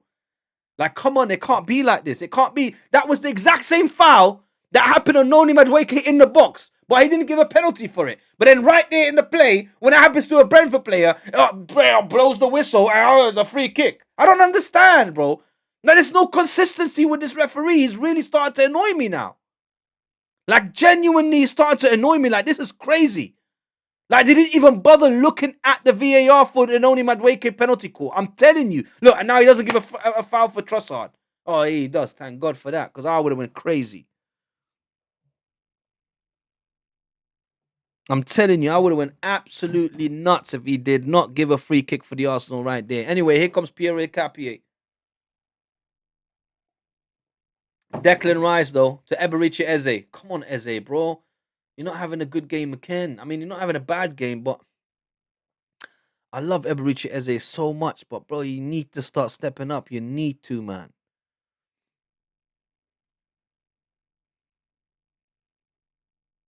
Noni back to Eze. Eze now. Eze being forced back, but he doesn't want to. He goes forward. Well done. That's what I'm talking about, Eberici. Urian Timber. Now that's it. Now Arsenal starting to play now. They're keeping possession. They're like, no, we're not losing the ball now. You want to play like that? We'll play like that. Here comes Noni Madueke. Urian Timber. Noni again. And I'm all here trying to say 4-0 Arsenal. They're going to win 4-0. They're going to barely win 1-0 if they keep playing like this. Noni! Noni with a cross! But Brentford clear it. Gabriel heads it towards Deckers. That was dangerous, though. He should have done better. Declan Rice, what a ball to Trossard. Trossard now to hit Gapier, who's going to cross it in. He squares it across the pitch. Unlucky. All Brentford players there. No Arsenal players. They clear it. Utara now. Utara trying to get past Trossard. Trossard's not having it. He's not having it. The ball goes out for an Arsenal throw. Declan Rice takes it immediately. We're in the 41st, 42nd minute. We're not far from half time. I'm sure there's some injury time to come. Peekster says, you see what I mean? Literally the same thing and nothing called on the pen. That's exactly what I said, Peekster. Declan Rice now in the box. Plays it to Trossard. Hicapia in overlap. Doesn't play him. Plays it towards Gabriel. Oh, Trossard again. Trossard now. Zubi. Zubi dooby doo. Where are you? Right, Christian Mosquera. Timba. Right, Noni Madueke. Noni. Noni. With a cross. Back post. He can't be. Oh, he headed back into the square. Eberici Eze now. Trossard. Back to Declan Rice. That should have been a goal for the Arsenal. Unlucky. Zubamendi now again. Everything is going through Zubamendi. Everything. Look, he's like the key to this team at the moment. The way Arsenal are playing. Declan Rice, Trossard. He's literally always behind every player that's got the ball. Look, he knows where to go to. Thiago. Look how Zubamendi's running back now. He sees the run from Utara. He's running back. David Raya comes out. Cleared it. But you see how Zubamendi, he's paying attention. He's watching the game. He's not just there like a headless chicken. He's watching. Look at him. He saw the run from Utara. He saw Thiago trying to play him in. He's like, I'm not waiting for my defenders. I'm going there. I'm making it difficult for him. And David Raya saw this and obviously cleared it. And that's why he gives a thumbs up to Zubamendi. Because this is important in football. Your brain, how you are you thinking while you're playing? Are you watching the game? Are you seeing what's happening to make a decision on where you need to go and you need to play the ball to? So Zubamendi, absolutely fantastic so far. A real maestro, and he can only grow better and better and better. Here comes the long throw from Coyote. Ooh. Brentford tried to go for it. Lewis Potter tried to take a shot. He scuffed it. It goes out wide. It's a goal kick for the Arsenal.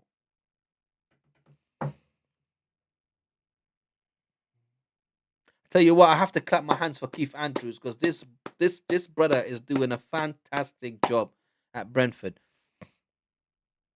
And listen, I wouldn't be surprised if a lot of these Brentford fans are secret Arsenal fans as well. You know, if Brentford was in the Championship, these same fans would be supporting Arsenal. And I'm telling you.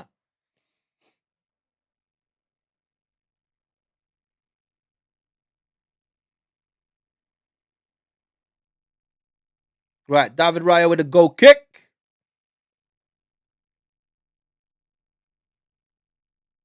Victor Gyökeres couldn't control the ball. The ball goes back to Brentford, but Mosquera with a great header against Zubamendi. Declan Rice. If you guys want a real lesson in good football, if you really want to see a great footballer do his job, do his work, pay attention to Martin Zubamendi in this game, what he does, how he passes, how he runs, where he goes, what he does. As I was saying, every time Zubamendi is looking where the ball's at and he goes towards that direction but stays behind the player to know that if the player does get that ball played to him, bam, he's onto them. And he's watching. Look where he is now. Christian. Oh, no, that was Timber. Timber gets fouled. Timber gets fouled and it's a free kick for Brentford. Ow! Nah, this is crazy. This is nuts, bro. 1 minute of injury time. Nodi Madueke. Great play by him, helping out his defense. Timber clears it. Now Eberici Eze gets fouled. Surely! I swear to God, if this ref did not give that foul on Arsenal, Timber's going to complain now as well. He's telling them to be quiet. This referee needs to be sacked. This referee needs to be sent down to the Championship or to League One, or even not be a referee in the English FA at all, because he's just rubbish, bro. John Brooks, get him out of here. And it's half time, guys. Well, you got to clap your hands for Brentford. Look, Mikel Arteta's running to the changing room because he can't wait for these players to come in. He is going to give them a hammering. He's going to tell them exactly what they need to hear, because I'm telling you, this is not good enough. I'm telling you, if we keep playing like this, Man City will win the league. I'm telling you. Peakster says, when I was at the Sunderland game, there was so little cards and fouls. That's what I'm saying. Because the referee is trying to be the center of attention, man. This is a contact sport. Players are going to make contact unless it's it's called a foul because it's foul play. Unless it's serious foul play. Why are you blowing your whistle and pulling out cards? I haven't seen one real foul play in this whole game yet. Like real foul play that deserves a yellow card or deserves, other than that, sorry, the Noni Madueke penalty call. That's confusing. Because leading up to that, this referee's been blowing his whistle for every little touch. And then Noni Madueke in the box literally gets pushed down on his run. And the referee says, no, it's nothing. But this is why there is no consistency. These referees, especially this one, is so bad at his job. He's so incompetent that he now wants to be the center of attention. Just dishing out cards to the managers, to this person, that person, blowing his whistle every 2 minutes. Why? You need to be in the background. We need to imagine that there's no referee on the pitch. You need to try and be as invisible as possible. Not be the one that's constantly on the camera like I'm watching the game just for the referee or something. Like, I don't even know your name. I had to look up your name. John Brooks or something, isn't it? Yeah, John Brooks. That's how much I don't care about the refs. Yeah, you know the obvious ones. You know them because you see them so regularly, right? But the ones like this guy, John Brooks, get out of here, man. You're rubbish. You're an absolute trash. And he's here refereeing as an important game for the Arsenal. A game that we have to win because Manchester City won yesterday. Like, God forbid this referee causes us to drop points in this game. I'm telling you, the door will be left wide open. Do you know why? Because of the mentality, bro. Manchester City have won. They know how to win. They've gotten across the line already. Many times. This team hasn't. So their mentality will weaken instantly if this kind of stuff. And I'll be honest, Arsenal are not playing good. They're not. Victor Gyökeres again, waste of space on the pitch. Honestly. And I don't want to slag him off. And I don't want to talk bad about it. I hope he becomes better than Erling Haaland. I hope he gets the Ballon d'Or one day for being the best striker in the world. But at this moment, right now, you're a waste of space on the pitch. Honestly. The fact that Noni Madueke had to tell you, bro, press, get closer to the player, shows me that you're not ready for the Premier League, man. And then on the other side, as soon as we play the ball back to David Raya, Utara's there. Aiga Thiago's there. This is unacceptable, man. And look, I know, Bixley, you said to me, don't be worried. And it's not about that. I'm trying to stay positive, but I can only go according to what I'm seeing. I can only reflect and have an opinion on what I'm seeing. And what I'm seeing right now is not a team that's really fighting tooth and nail to make sure they have both hands on the trophy and lift it at the end of the season. The momentum is with Manchester City, the way Arsenal are playing, I'm telling you. And this is what they do. Manchester City stay in the background for the whole of the season, so they're not mentioned. Nobody really talks about it. It talks all about Arsenal, if they bottle it off, they drop it. Arsenal. And they just stay in the background crew. And then when it comes to crunch time, pow! They pounce. They've been doing this every season. Like, how do we not know this?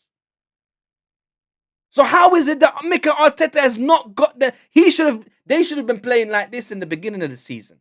And the way we played in the beginning of the season should start now, at this stage of the season. And that's how you win. You don't start off strong and then slow down, and start getting worse and worse as the season goes on. That's a madness, bro.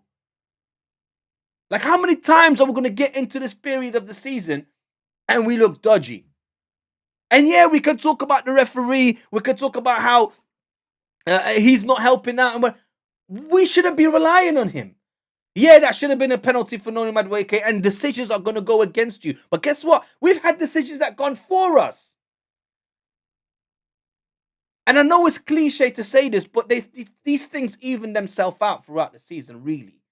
What goes for you, what goes against you. But we're not, other than Martin Zubimendi, David Raya just now, Noni Madueke, I'm not really happy with everyone. Trossard, I'm not happy with. Gyökeres, I'm not happy with. Eberechi Eze, I'm not happy with. That's already 3 out of the 10 outfield players, guys. And that's why other players like Declan Rice, like Zubamendi, like this, like that, they start getting frustrated. Because the ones around them are just not on the same level, or they're not playing at the same level at the time. Look, listen, guys, I'm going according to the first half now. Pizza says, seeing this is crazy, not just the calls, but the cards given are dodgy. Raya, Zubi, and Noni are the high points of this game. I agree with you. Definitely those three. But guys, I want to go and make myself a cup of tea quickly. I will be back before the game starts. So don't go nowhere. I'll be back, guys. Hopefully the second half goes better. Hopefully they come out. I remember I told you this. I guarantee you, if he doesn't make changes like now during halftime, the first 5 minutes, if things don't improve, chop, chop, chop, chop. Players are getting put on the bench. And players, I know Saka's coming on for sure. I know Martinelli's coming on for sure. I know Odegaard's, well, actually, Odegaard, I don't know, because Zuma, well, yeah, Odegaard for Eze. If Eze doesn't stop improving, and I love Eze, and I'm not even going to judge him for this season. I'm going to wait, right, to see what's going to happen next season when he's been with Arsenal for a while. But it's just not good enough at the moment. And I love him. I love him. I love him. But it's just not good enough. I can't be slagging off Gyökeres, right? And not Eberechi Eze if he's also not putting in the performances. However, obviously he's put in performances before. And maybe it's a lack of playing time that has him like that. But it's just not good enough at the moment, right? Um, but I know he will come good. I know it. Okay. Some players, I don't know. I don't know if Gyökeres is going to come good. That's the God's honest truth. I don't know. I hope he does. I hope he becomes the best striker in the world. I hope it. While he's at Arsenal, obviously. But from his performances, there is a lot left to desire. A lot left to desire. Anyway, let me go make myself a tea and I'll be back.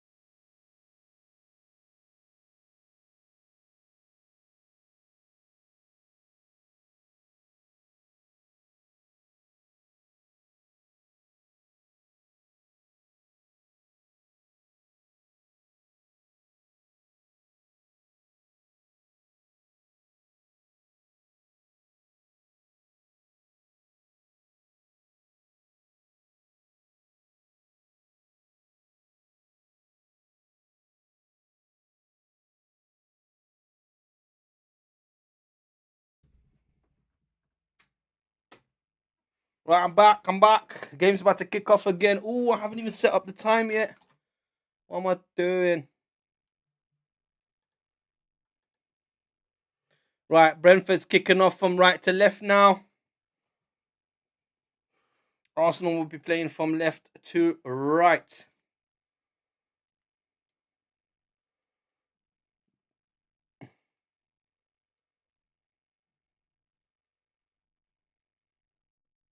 Ooh.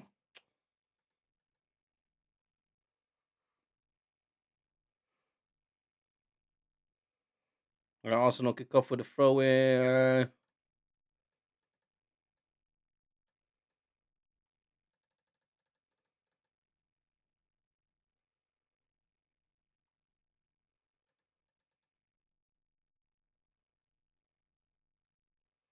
Right, here we go. Arsenal on the attack. Brentford clear it. Let's hope it's not going to be one of those once again like we had in the first half. Hopefully Arsenal now. I didn't even check. Did we make any changes, by the way? Oh, the ball flashed across the Brentford goal and the Arsenal players could not capitalize on it. Piero Hicapia with the cross in.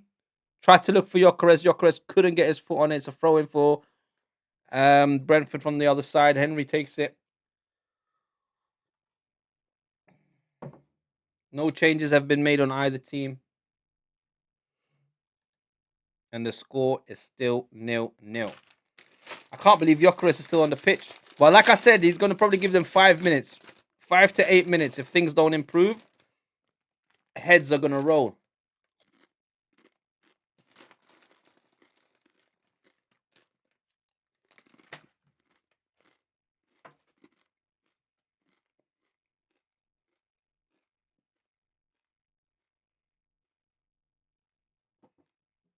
You know what I'm talking about. Right, I want some urgency from the Gooners. Wait, hold on. That's Odegaard. Eze's come off for Odegaard. Oh, snap. There was a change. I did say Eze wasn't doing great. Eze's come off. That's not going to help his confidence, I must say. Odegaard. Jurriën Timber. But we did need some urgency, I'll be honest. Timber to Nodi Madueke now. Crosses it in. Back post. Zubi. Gyökeres. Trossard. Handball. Surely. Brentford clear it. Referee says no handball. David Raya comes out to push the ball forward again. Plays it into Hicapia with a chest. Well done with that touch. Zubi-dooby-doo. Trossard. Deckers. Ooh. Piero Hicapia again. That was great defending by Brentford. I must say, that ball had got to Declan Rice. That should have been a goal. But that should have been a goal earlier. Trossard kicks the ball. Brentford block it. It looked like a handball. Ref said no handball. Here comes Zubimendi again. Odegaard now. See, there's real urgency from Odegaard. There was no urgency from Eze. Eze was trying to play cool and calm and doesn't work like that. Mosquera now. Trossard. Pierre Capier. Peekster says, come on, Martin. Show us why you're captain. Oh, yeah. Odegaard for Eze. Come on, Martin. Show us why you're captain. Arteta must have given them the hammer in the changing room because the press looks much better. I did say that. Here's Jurriën Timber. I told you there's more urgency. I saw his face. I saw when he ran down the tunnel. He wasn't happy. He can't be happy, Peekster. I told you. He must... What? That looked like a handball. Well, I guess the referees thought it was ball to hand. I mean, that's the second decision in the penalty box that didn't go our way. Let's see what else doesn't go our way. But I told you, Peekster, I said this. I said to you when you told me don't be worried. I told you it's not good enough. When you're a manager and you're looking at your team playing like that and you're challenging for the Premier League, it's not good enough. It's not about being worried. It's more about, no, wait, hold on. We shouldn't be playing like this. Zubimendi again with a great ball into Jurriën Timber. How is that not a foul? See, look how frustrated Timber is. He doesn't understand either. Keith Andrews is like, breathe, relax, calma. Saka getting warmed up. I'm telling you, Heads are gonna roll. Martinelli's coming on. Saka's coming on. I'm telling you. Trossard needs to do something ASAP or he is coming off. Here comes Piero Hincapié, who's had a fantastic game so far. David Raya as well. Christian Mosquera. Come on, don't be nervous. Jurian Timber. Jurian Timber draws the foul this time from Brentford. Luckily, the referee gave it. Right, there you go. Martinelli, Jesus, Calafiori, Saka, all of them getting ready.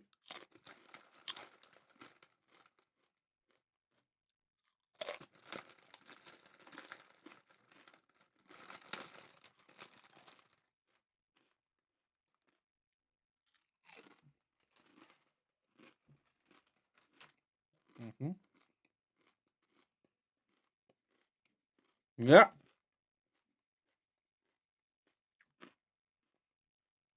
Yeah, definitely. Bukayo, Martinelli, Jesus warming up. Peak says, all right, I like it. Here we go. Mosquera back to Gabriel Magliash. Piero now. Hincapié. What a ball forward. Go on, Yoka. Yokeres loses the ball again. Bro, I'm seriously getting frustrated with this player, bro. Like, seriously, at this point, he's an hindrance to Arsenal. I'm telling you, man. I'm telling you, bro. His first touch, it's just nothing's happening for this guy. I don't know if it's just bad luck for him. I can't put my finger on it, but it's just not good enough for what we need. Mm. Right, Mosquera heads it back to David Raya. David Raya picks it up. Well done. Rolls it back to Christian Mosquera now. Zooby-dooby-doo! David Raya clears it. Piero Hincapié again on his chest. Look at that. You see that? Compare that to Gyökeres, and he's a defender. That's what attacking players should be doing, bro. Look at what Piero Hincapié just did. Controlled it on his chest. Got the player to come towards him. Played the ball over the player. Controlled it and passed the ball off.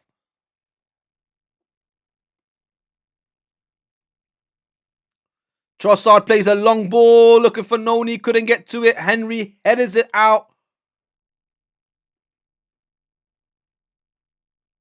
Lewis Potter trying to think.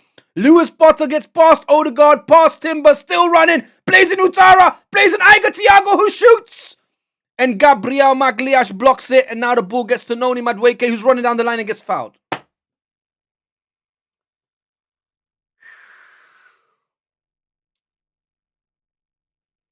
Yeah, that was all Gabby, mate. That was all Gabby Magliash on Iga Thiago. Unbelievable. You'll fall in love. I know you will. Our number 6 is the king of Brazil. Come on, man. Look at this block. Come on. Put his body on the line. He said, what? Thou shalt not pass. Right, Julian Timber on the right-hand side. On the halfway line. On the right-hand side. Jensen gets a yellow card for that foul. He plays it forward, looking for Gyökeres. Gyökeres plays it back to Trossard. Trossard to Zooby-Dooby-Doo.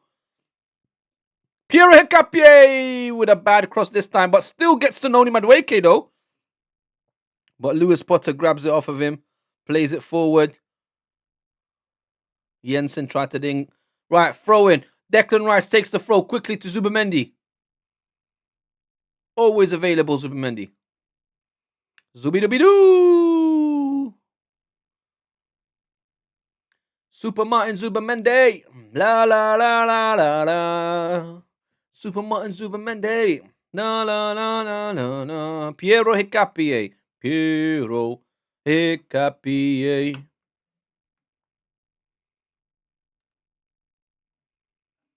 Come on, cross in. Oh. Ah.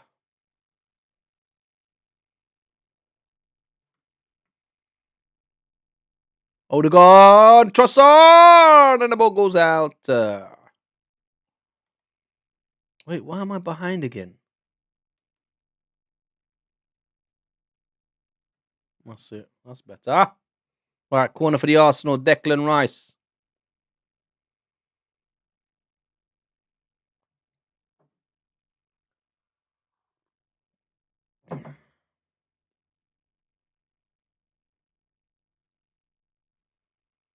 Deckers.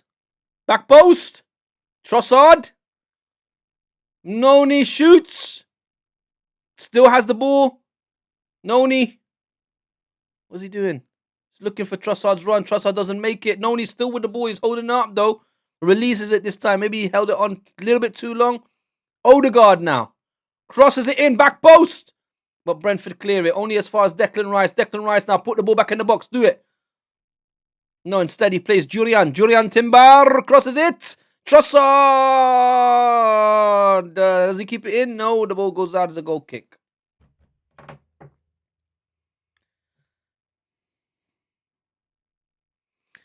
Peakster says we need that LW super sub. Are you meaning left winger or lightweight? Trossard needs to come off. Martinelli needs to come on. We need to make changes. Or Gyökeres got to be the first to go, bro. I'll be honest. I know him. I know you got him on the back of your shirt and you love him because he's a Viking like you. But broski, Gyökeres is not the one right now, bro. I'd even put Christian Norgard up with Odegaard, bro. Norgard, Odegaard together in that midfield. I'd like to see that. But the thing is, who do you take off? Because Zubimendi's doing good. Declan Rice is doing good. You know.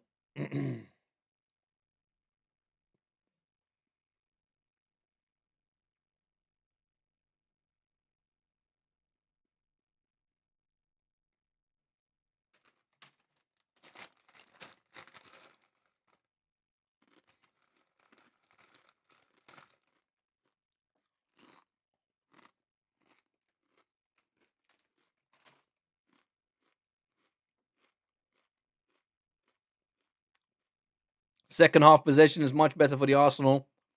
80% with the Arsenal, 20% with Brentford. Keith Andrews shaking his head at the referees. Doesn't understand why Arsenal just got a free kick. It's like the referee was supporting Brentford the first half and he's supporting Arsenal in the second half. Piero Hiccapie.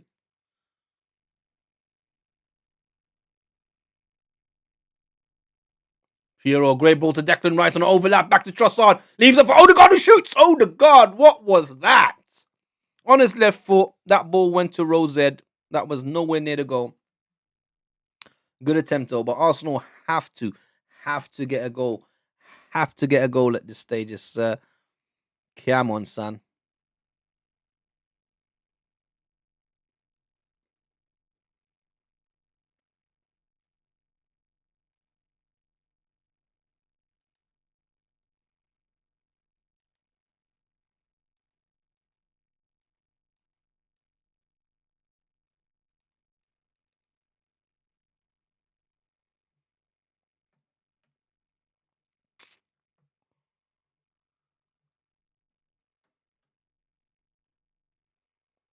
Gabriel Magliash.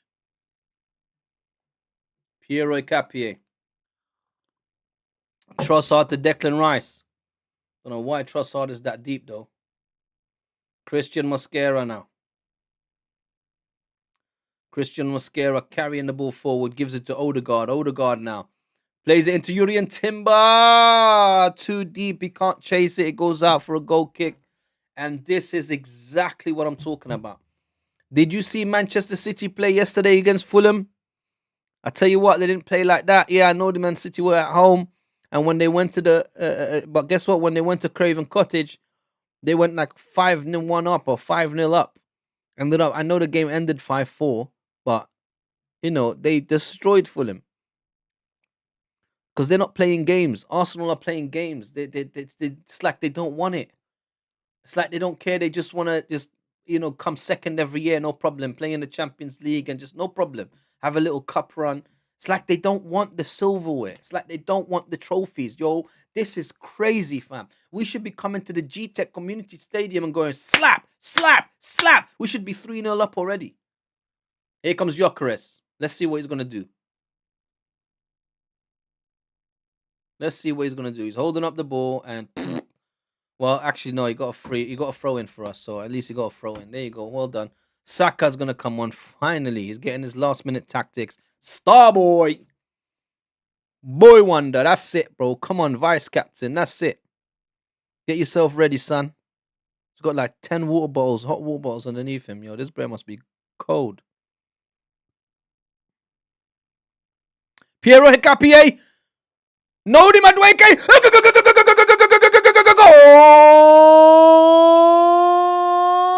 Lazo! Nodi Madueke. He saw Saka getting ready. He thought, nah, dog. Let me get my goal. MJ says, go, go, go, go, go, go, go, go, go. Lazo. Peaks says, finally. MJ, Noni Madueke. You don't know. You don't know. That's right, guys. It's been coming. I did say the urgency has been coming. I didn't see it coming from Noni Madueke. The tension has been relieved from Arsenal. Now you're going to see a whole different Arsenal play. Now that we got that goal. But the goal came from a throw-in. Long throw from Piero Hicapie to Trossard. Then Coyote cleared it back to Piero Hicapie, who crossed it in, and Noni was there. Back post, direct to the header to the far left. And it's 1-0 to the Arsenal. Here we go. Peaks says, finally, took long enough. Sensun says, ha ha ha, finally. But it was coming in the second half. I did say Odegaard came on and gave us that urgency. Eze was too slow in this game. Odegaard came, gave us that urgency, gave us that energy. You know, Noni was knocking on the door already. Piero Hicapie has been having a fantastic game. Piero Hicapie, that's another assist for him. And Noni Madueke deserves his goal. He's been one of the outstanding players this game. I don't know if they're going to put Saka on for Trossard now. I doubt they'll take off Madueke now straight away. But hopefully now I saw the tension release from Arsenal from the Arsenal players. I saw it evaporate a bit with the cold breath or the hot breath that they were breathing out. The steam that was coming off of them, the tension was coming off of them. I think they're gonna play slightly more relaxed now, and I think now the floodgates will open, and we're gonna see a second, a third, and a fourth goal. And guys, don't forget predictions, everyone. I want your predictions. Peaks says 3-1. MJ said 4-1. I haven't got Sensun's prediction. I don't have Robert the Gunner's prediction. My prediction was 4-1. Sorry, 4-0. My prediction was 4-0. MJ was 4-1. Peakster was 3-1. Sensun, what's your prediction? What's everyone's prediction in this chat? Let's find out. Let's see. Thank Christ Arteta got the golden speech at halftime. Yes, MJ. Thank you. Yes, Peakster. I told you Arteta's going to throw the hairdryer at them. He's going to go mental. I said that to you. I told you things have to change at halftime. I wasn't sure whether he would immediately change things. He did. Eze had to be taken off. Here comes another corner for Brentford, though. Let's see what they do. And Arsenal clear it. Gabriel Magliash. It's another corner. Oh, it was Piero Hicapie, actually. It's another corner for Brentford. Piero Hicapie again. He's a beast, bro. What did I tell you, man? He definitely deserves to be in this Arsenal team. He's had a fantastic game. Him, Raya, Gabriel, Noni, Zubidubidu. What the hell is Declan Rice doing? Why is he wearing Batty Riders? Back post! Ooh, Brentford nearly scored. Who was that? Lewis Potter, Jensen. Who was that? Keith Andrews with his hands on his head. But what was Declan Rice doing? I just want to know. Why is Declan Rice pulling up his shorts like he's wearing Batty Riders? Warm to this brave, fam. Yeah, it was Lewis Potter. Woo, that wasn't far off. But David Raya had the near post covered. He would have stopped that anyway. Went out wide. Not too far wide. David Raya, why are they playing short? Don't play it short. Here comes Victor Gyökeres. Here comes Victor Gyökeres and loses the ball immediately. It is just terrible, man. Terrible. Terrible, bro.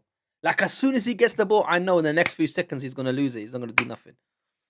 Like, honestly, bro. Like, honestly, Beakster, bro. Explain to me, what do you see in Gyökeres, bro? Tell me. Tell me, please. Because I'm not seeing it. I'm not seeing it, bro.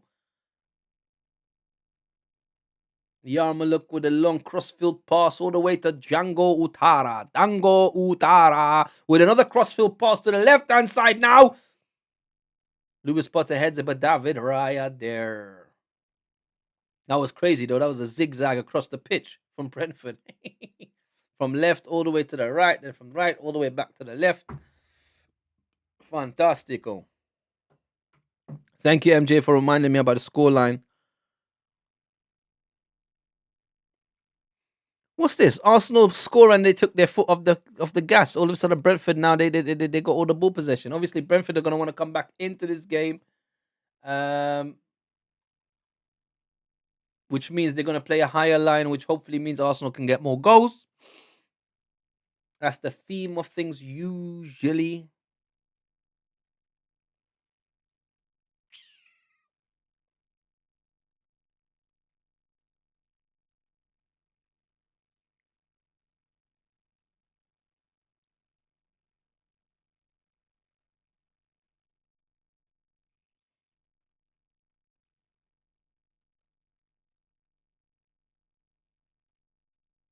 Odegaard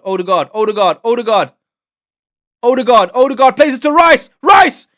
Oh, why didn't you shoot, you muppet? Rice gave it to Gyökeres. I think he wanted Gyökeres to get the goal. Here's Noni Madueke. Odegaard loses the ball. Brentford clear it. Lord have mercy. Oh my God, Declan Rice. Oh, here comes Iger Thiago though. Iger Thiago has only got Gabriel with him. Oh, another fantastic save from David Raya. My God, what is happening here today? Declan Rice, what was you thinking, bro? Another fantastic save from David Raya. I mean, bro, it wouldn't be far-fetched to give him the man of the match, you know. He's literally keeping us in this game. Can you imagine if he didn't say, but what was Declan Rice doing? He was so desperate for Gyökeres to score. Bro, just score yourself at this point, man. Oh my God, what is going on? Here come Arsenal again, Odegaard. And loses the ball. Not good, Odegaard. That is really not good. Declan Rice now plays it back to Christian Mosquera. Goes all the way back to David Raya. Right, guys, what are you saying in the chat? Peakster. Oh my God, Rice. MJ, what the heck? Stop hesitating, says Peakster. Yes, Raya, my keeper.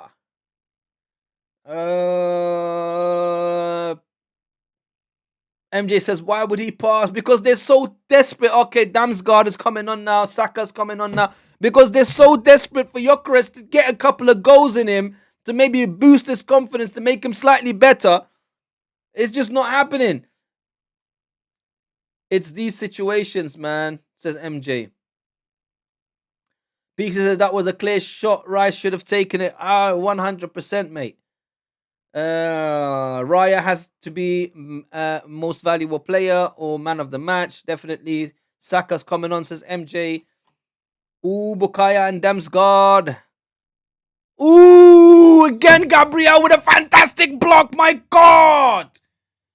I'm telling you, fam, Brentford is not just laying down and taking the loss, man. They're not wanting to lose, bro. Arsenal need to keep their concentration because Coyote came from the back and was allowed to take a shot. I mean, you're talking about a right back coming all the way forward to take a shot, and the shot wasn't half bad. Look at the Brentford fans. They're like, oh, what's going on here? But Gabriel Magalhaes, and oh, man, this is getting tense out here. I thought the tension was relieved. The tension is building up again. Peakster says, yes, Gabby, come on. MJ says, what a block by Gabby. Here we go. So, Brentford is changing. No needed goal scorers coming off for Bukayo Saka. It's unfortunate because he's been one of the better players in the game. I don't think he's too happy coming off after scoring. But it is what it is. Noni comes off for Saka. Saka comes on, and obviously Brentford are making a change as well. They're probably going to take off. Who are they going to take off? Lewis Potter for Damsgaard? I don't know, actually. But it's a Brentford corner anyway.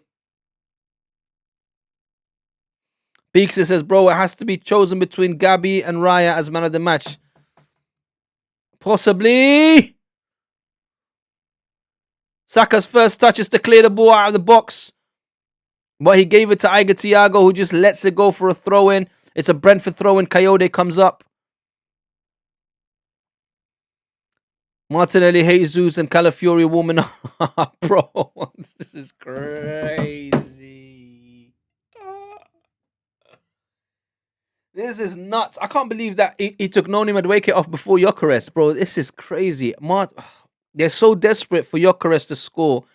He must have a clause in his contract where he has to play a certain amount of minutes or something. I don't know. Oh, when Brentford scored. See what I'm talking about? This is what I mean. Don't tell me, Peakster, not to be worried. This is what I'm talking about. That was too easy for Brentford. Before they even put Henderson on, before they even put Damsgaard on, bro. Look at their fans. This is crazy. This is what I'm talking about. And this is exactly the type of games that we end up drawing and losing and not winning the league. This is what I'm talking about, man. Oh, look, another injury. Who's this now? Odegaard getting injured. My God, this is going from bad to worse, fam. I'm telling you. These long throws from Coyote, man, they're dangerous, bro, and nobody's doing nothing about it. Look at this. Lewis Potter too easy at the back post. Odegaard's injured now. He's going off. He's going to have to put Christian Norgard on now for Odegaard because, bro, if he's injured...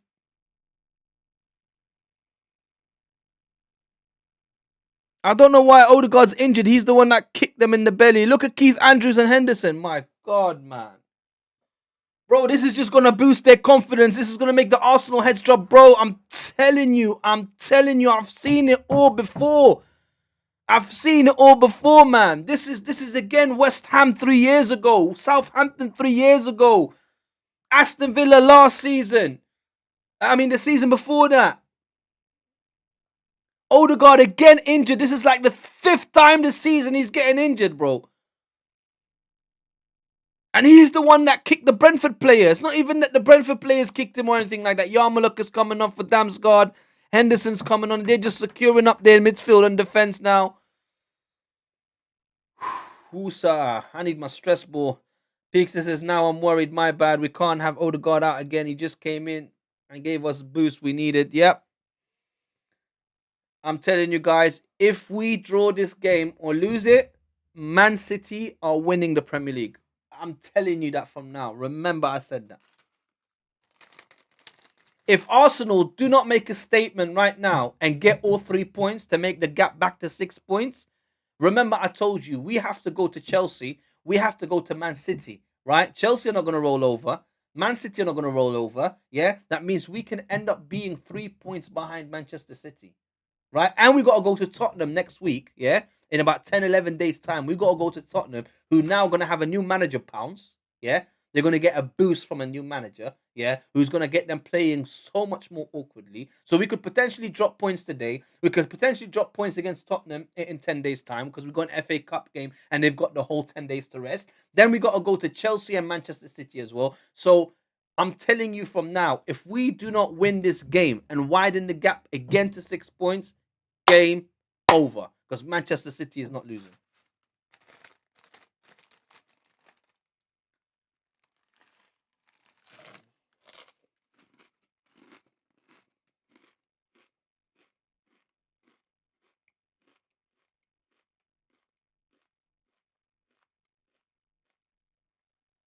I am so angry right now.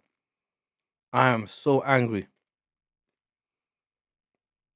You know, I don't like swearing at all, and I don't do it on my channel.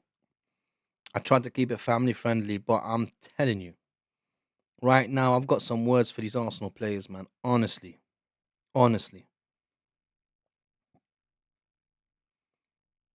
Like, to be fair, do you know that Brentford should really be 3-1 up by now? David Raya had to make 2 spectacular saves, and they've got a goal. They should be 3-1 up. And here they come again. I'm fuming, bro. I'm fuming, bro. I'm fuming. You don't understand. I'm burning inside, bro. I'm burning inside. MJ says every season it's like this. Arsenal always start good and start making mistakes every season. MJ, Bro, I've been having this for the last 20 years of my life, mate.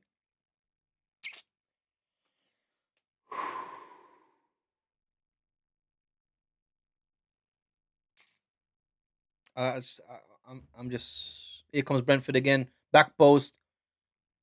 And it goes all the way out. Thank God for that.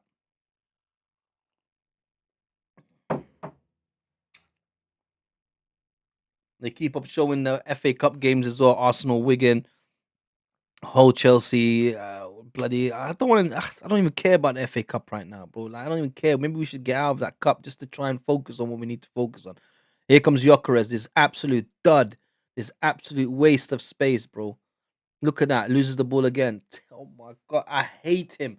I hate you, Victor Gyökeres. I hate you. See, today I'm so angry. I'm just gonna say it. I hate you. You are so bad. You're rubbish. You're trash. You're a dud. You're a scrub. The day you signed for Arsenal was the worst day in our history. Because and on top of that, you wearing Thierry Henry's number 14. You absolute disgrace. Take that number off his back. I'm begging you, man. Give him 88 or give him 90.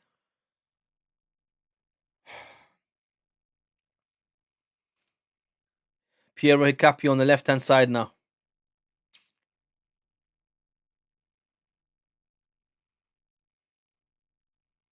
Gabriel Magliash with a run forward and he loses the ball and Brentford come forward again. Right, Declan Rice plays to Trossard quickly on the left-hand side. Trossard, I don't know why he's still on the pitch. Trossard crosses it in. Let me see why he's on the pitch. Saka can't control the ball, loses it, and Utara gets the ball and plays it forward. Only as far as Zubamendi. Now Christian Mosquera. Odegaard. Declan Rice. That Declan Rice, why did he not shoot? Why did he try to play Gyökeres, this absolute dummy? Like, why would you try and play this dummy? You know he hasn't got it in him. Just take a shot and claim the goal and keep it moving, man. Why would you try and pass it in the box? Like, why are you trying to dribble it into the goal? Take shots! Nobody's taking shots at all. It's like you just want to walk it into the pitch. It's like it's 15, 20 years ago and I'm watching Arsene Wenger manage the team and telling them to walk it into the net, pass it into the net rather than taking shots and making the keeper work. Like, this is getting mad. Like, this is so frustrating from a fan to see this. It's like, bro, take some chances. Take some shots. For Man City, Phil Foden, Cherky, Semenyo, they take shots. They don't just try and pass it in. Haaland, all of them. And what do Arsenal do? Arsenal try to pass their way into the goal. Like, why are you doing that? Like, we're not in. That's not the type of game to do that. If you're 2-0, 3-0 up and you want to start doing that, by all means. Not when you've just scored and then you concede and you're trying to walk it into the bloody net. For what?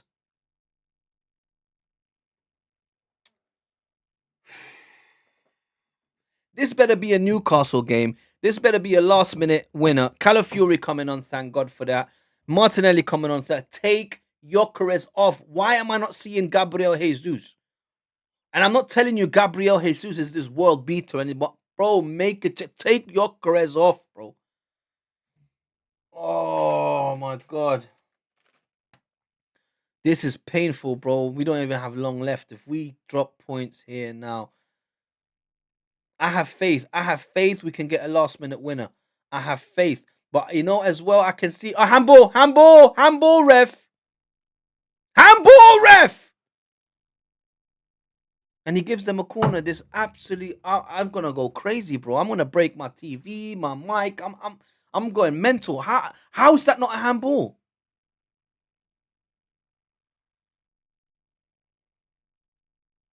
Another corner for Brentford. Look, they're attacking more than us. They're getting more corners than us. They're good at set pieces. Bro, their manager is a set piece coach. What are you talking about? Their manager is a set piece coach.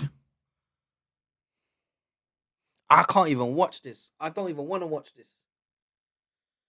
I have a feeling this might be a Sunderland where we get a last minute winner, we think we won, and then they equalize, and then we end up 2-2 and dropping points. Honestly, I have a feeling that this is happening.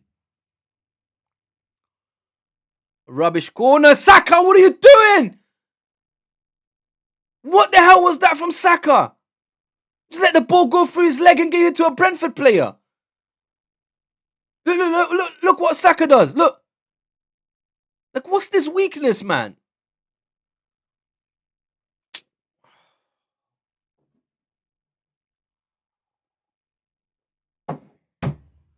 Finally, Trossard's off. Get him off, man. Hicapier's had a wonderful, wonderful, wonderful, wonderful game. I'm not sure why he's been taken off, but I think it's because Calafiori has a shot on him and he makes runs forward to try and get a goal. And I can only assume he wants to give him some minutes. Gyökeres again gave the ball to Brentford. Again, bro. How is he still on the pitch? I want somebody just to genuinely answer my question. Why is Victor Gyökeres still on the pitch? Why? He's had no influence. He's had no goals. He's had no assists. He hasn't helped the team.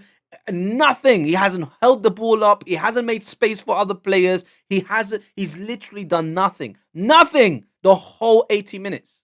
But he's still on the pitch for the Arsenal. And Gabriel Jesus must be sitting there thinking, raw, like, what can I do just to get some minutes? Like, how is he rating Gyökeres more than Gabriel Jesus?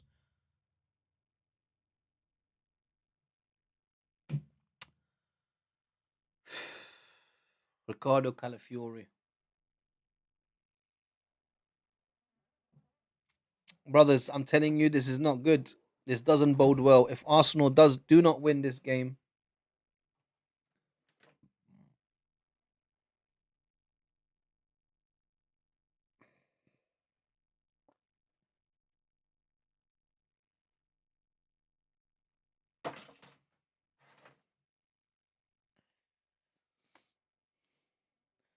MJ says Arsenal should just. Oh my god! Are we gonna get a sending off now? Is that a penalty? There's a free kick. Gabriel Unutara.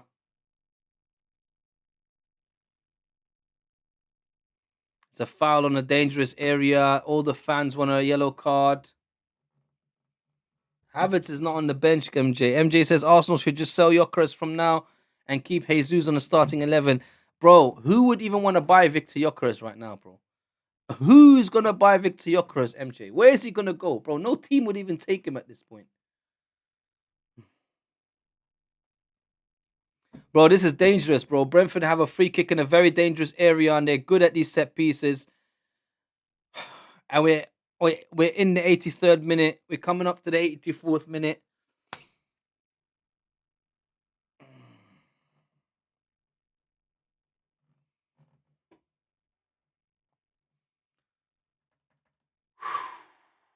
I need to buy another stress ball, bro. You know, I squeezed my stress ball so much I destroyed it. I literally need to buy another stress ball because of these moments like that. Like, I can't believe we're actually going through this. I cannot believe it. I literally started off this whole recording, this whole stream saying this is a must win for Arsenal. Here comes the free kick from Brentford. Oh my god, I thought I was going in. David Raya had to make again an unbelievable save. What is going on, man? Arsenal, what is going on? David Raya had to literally punch it out of the goal. That was going in directly into the goal from the free kick. It's a corner for Brentford now.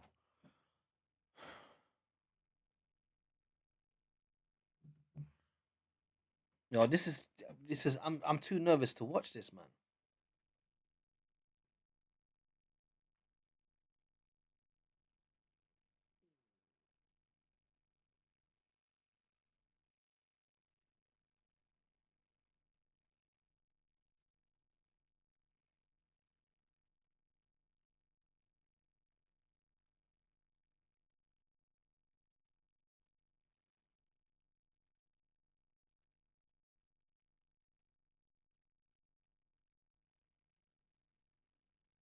So wait, David Raya gets fouled, the corner goes out, but instead of giving a foul to Arsenal, a free kick, he lets them take another corner.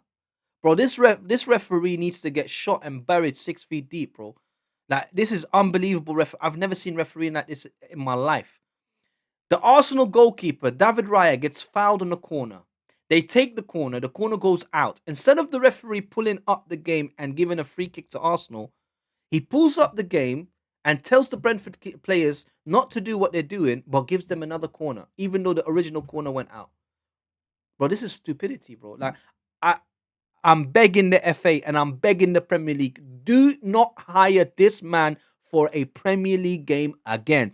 This is one of the worst referee performances I have ever seen in the Premier League, bro. John Brooks, get out of town. Charlie Brown, you need to. Listen, I'm so close to swearing, but you need to go away, fam. You need to go on, like, he needs to go back to his day job or something, because this is not for him. This Premier League refereeing is not for this man, John Brooks. It isn't.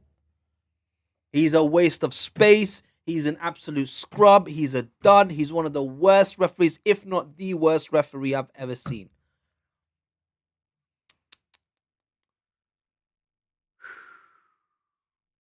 Arsenal literally on the back foot. They're not doing nothing. Brentford are doing everything. Arsenal have no control over the ball. They have no possession. They're not getting any of the second balls, first balls. They're doing nothing on the transition, because the minute they're on transition, they lose the ball again. That this is so bad. Peakster, this is MJ. This is so bad. I don't think you guys understand how bad this is. Like, this really needs now another goal from Arsenal. I'm telling you, we need to get a last minute winner in this game, because if we drop points in this game, our season is ruined. Here comes Calafiori. Plays it to Martinelli. Martinelli now. Go on, Martinelli. Go on, Martinelli. Why are you trying to square it? Cross the ball in!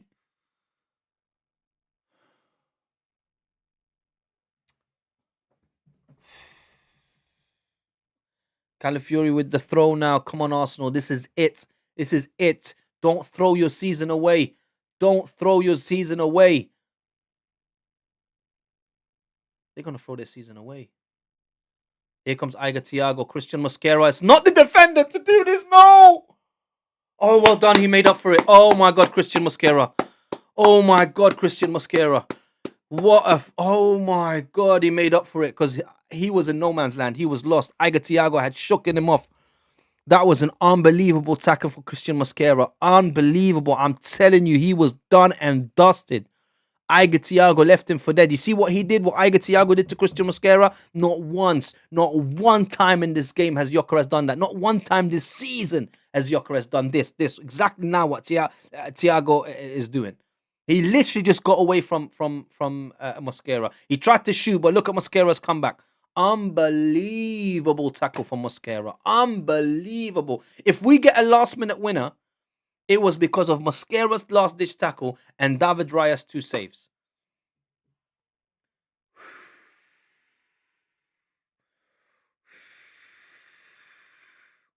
Long throw from Coyote. This is how we conceded. This time Martinelli gets it out. Bukayo Saka's trying to chase it. They lose the ball again. It's all with Brentford now. Brentford are going for this. David Raya saves it. Quickly get it out. That's it. Long ball forward. Is anyone there? Martinelli! But Kelleher clears it. Kelleher heads it towards Henry. Coyote now clears the ball. That was good goalkeeper from Kelleher. Unlucky for Martinelli. Damsgaard keeps the ball in. No, it goes out. It's a throw in for the Arsenal. Honestly, I thought that was it. I thought Iga Thiago was in. I thought we lost the game. Mikel Arteta not happy. I'm telling you, this is bad. Us dropping points at Brentford. This is so bad. Manchester City are going like that right now. That's what Manchester City is doing.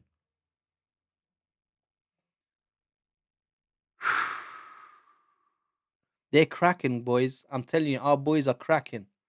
If they don't get a winner in this game now, the league's done. League's done. We will not win this league. I'm telling you. I've seen it before. I've seen them crack like this, man. I've seen them throw away points from a leading position. We did the same thing last year. 21 points we dropped from a leading position. And yeah, the same thing's going to happen again. We're just going to keep dropping points.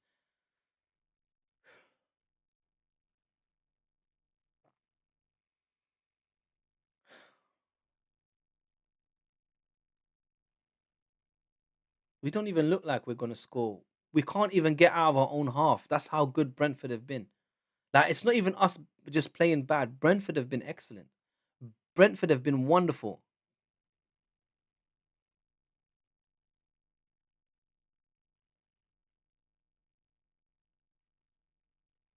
Don't moan, just carry on playing. This referee is not going to give you anything. It's 5 minutes of injury time. Might as well end the stream here, man. We're done. We're not going to win the league, boys. I'm sorry. I'll be the first to say this. They're going to win now. Declan Rice clears it. Great clearance by Declan Rice. He had to be there. That would have been another goal for Brentford. Brentford could have easily won 3-4-1. You know, all our predictions for the scoreline, we basically were predicting that for Brentford, not for Arsenal. Because they could have won 3-1, they could have won 4-1, they could have won 4-0. Look, Declan Rice again had to make an incredible save so that Damsgaard doesn't get the kick.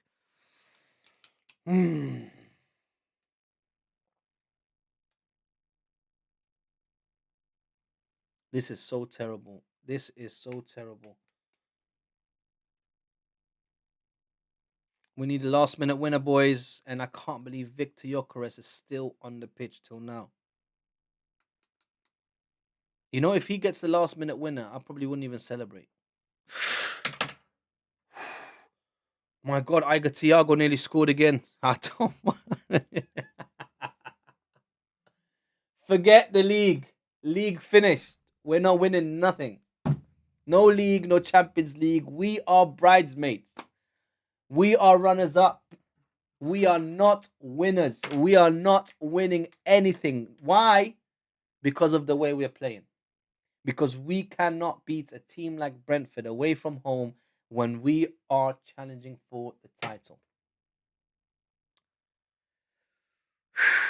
And you don't think it's easy and it's over. We've got another 12 games to go after this.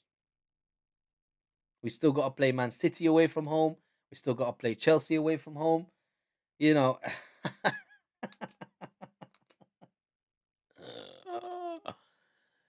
And what's funny is we beat Brentford at home. It's the same team, but we don't know how to play. We don't know how to play against them, away from home. There's like less than 3 minutes left in this game. Arsenal cannot get out of their own half. They haven't gotten out of their own half in a long while. Gyökeres now plays it forward. Julian Timber! Julian Timber! Julian Timber! Julian Timber! Martinelli! Shoot! Oh, you idiot!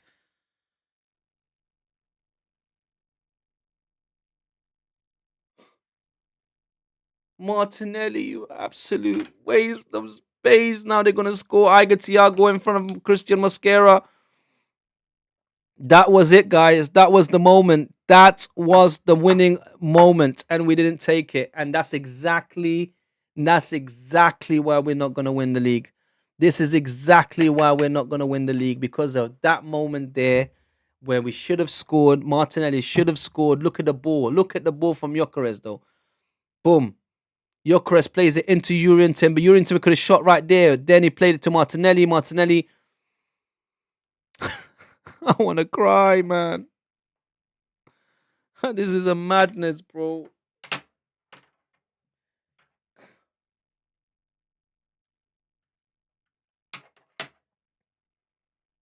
Honestly, I don't know. I don't know what to say. I don't know what else to say, guys. This is nuts. That was the moment there.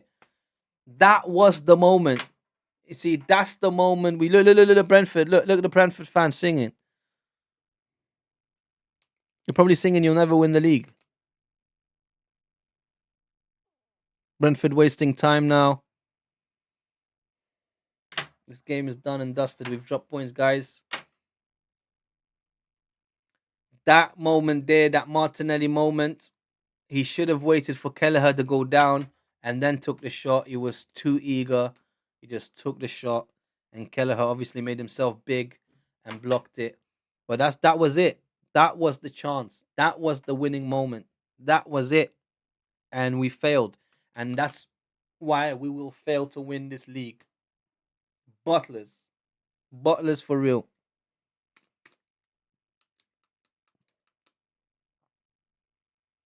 This is incredibly disappointing, guys.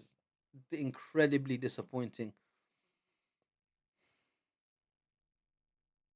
That's it. We're in the last 30 seconds, and this referee It's been a horrible referee. This game has been painful. You know, it's really hurt me, man. It's really put me in a lot of pain. Look, Van der Berg is the player of the match. It's a Brentford man. That's the player of the match.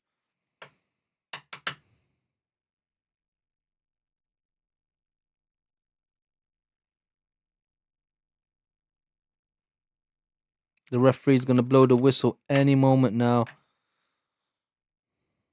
Brentford throw in. They might even score right now.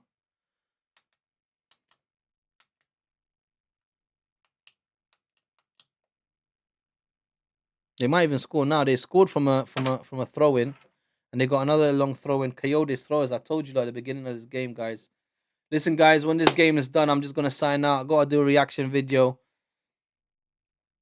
Um, so I'm gonna quickly do the reaction video, and that's it. And I'm gonna sign out so I can do the reaction video, and I'm gonna go, guys, because I'm tired, I'm frustrated, I'm unhappy, and if Brentford win now, go on, Declan Rice, go on, last ditch attack, go on. Plays it to Urian Timber. Urian Timber now. Just gave the ball away. That's it. That sums it all up. He just gave the ball to Brentford. Now Brentford are going to score and take all 3 points. Oh, David Raya is the man of the match for me. David Raya is the man of the match for me, man. That's it. Game done. Game done, guys. We've dropped points against Brentford.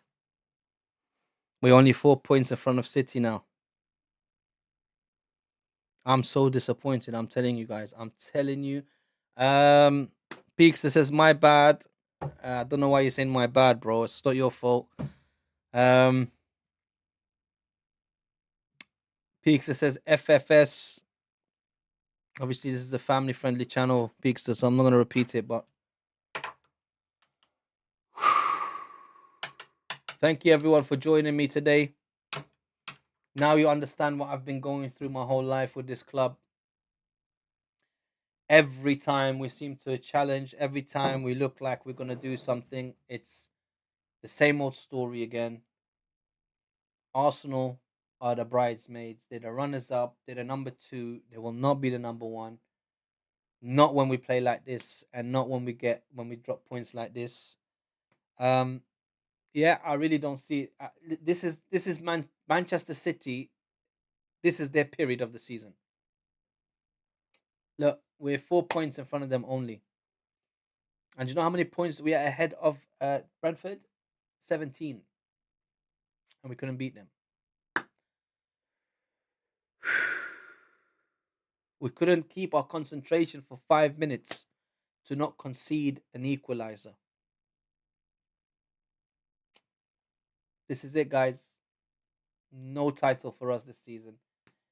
As I was saying, this period of the season is Manchester City's period. They're just going to keep churning out wins. They just bought Semenyo. They just bought Mount Gahey. They've strengthened their side at the right time. We haven't bought nobody this January. We got no striker that can score goals. None of our front players. I don't know why Gabriel Jesus wasn't put on. I hate Victor Gyökeres. I hate him. I hate him with a passion now. If we lose this season, if we don't win the title this season, which I don't think I'm going to blame Victor Gyökeres. Why? Go and see his goal tally. That's why. We went and spent money on a striker to get us those 20 goals that we were missing just to get us over the line. And we haven't got that. Mikel Merino went injured in January, didn't get a replacement for him. Okay. Everybody raving about our strength in depth, our strength in depth, our strength. Go and look at Manchester City's strength in depth. Go look at their squad. They're winners. They know how to get across the line. They have a manager that's a winner. Now, I'm not slagging off Mikel Arteta because he's doing a wonderful job. However, the players are not sucking in this mentality of winning that Mikel Arteta has. They're not absorbing it. So yeah, guys, unfortunately, this is going to be my call to say that I highly doubt that Arsenal will win the league this season. And I'm going to leave it at that. Thank you everyone for joining me. I'm really stressed out now. I'm really severely depressed now. So just thank you for joining me, and I'll see you on the next stream, guys. Look out for the next stream, and I'll see you then.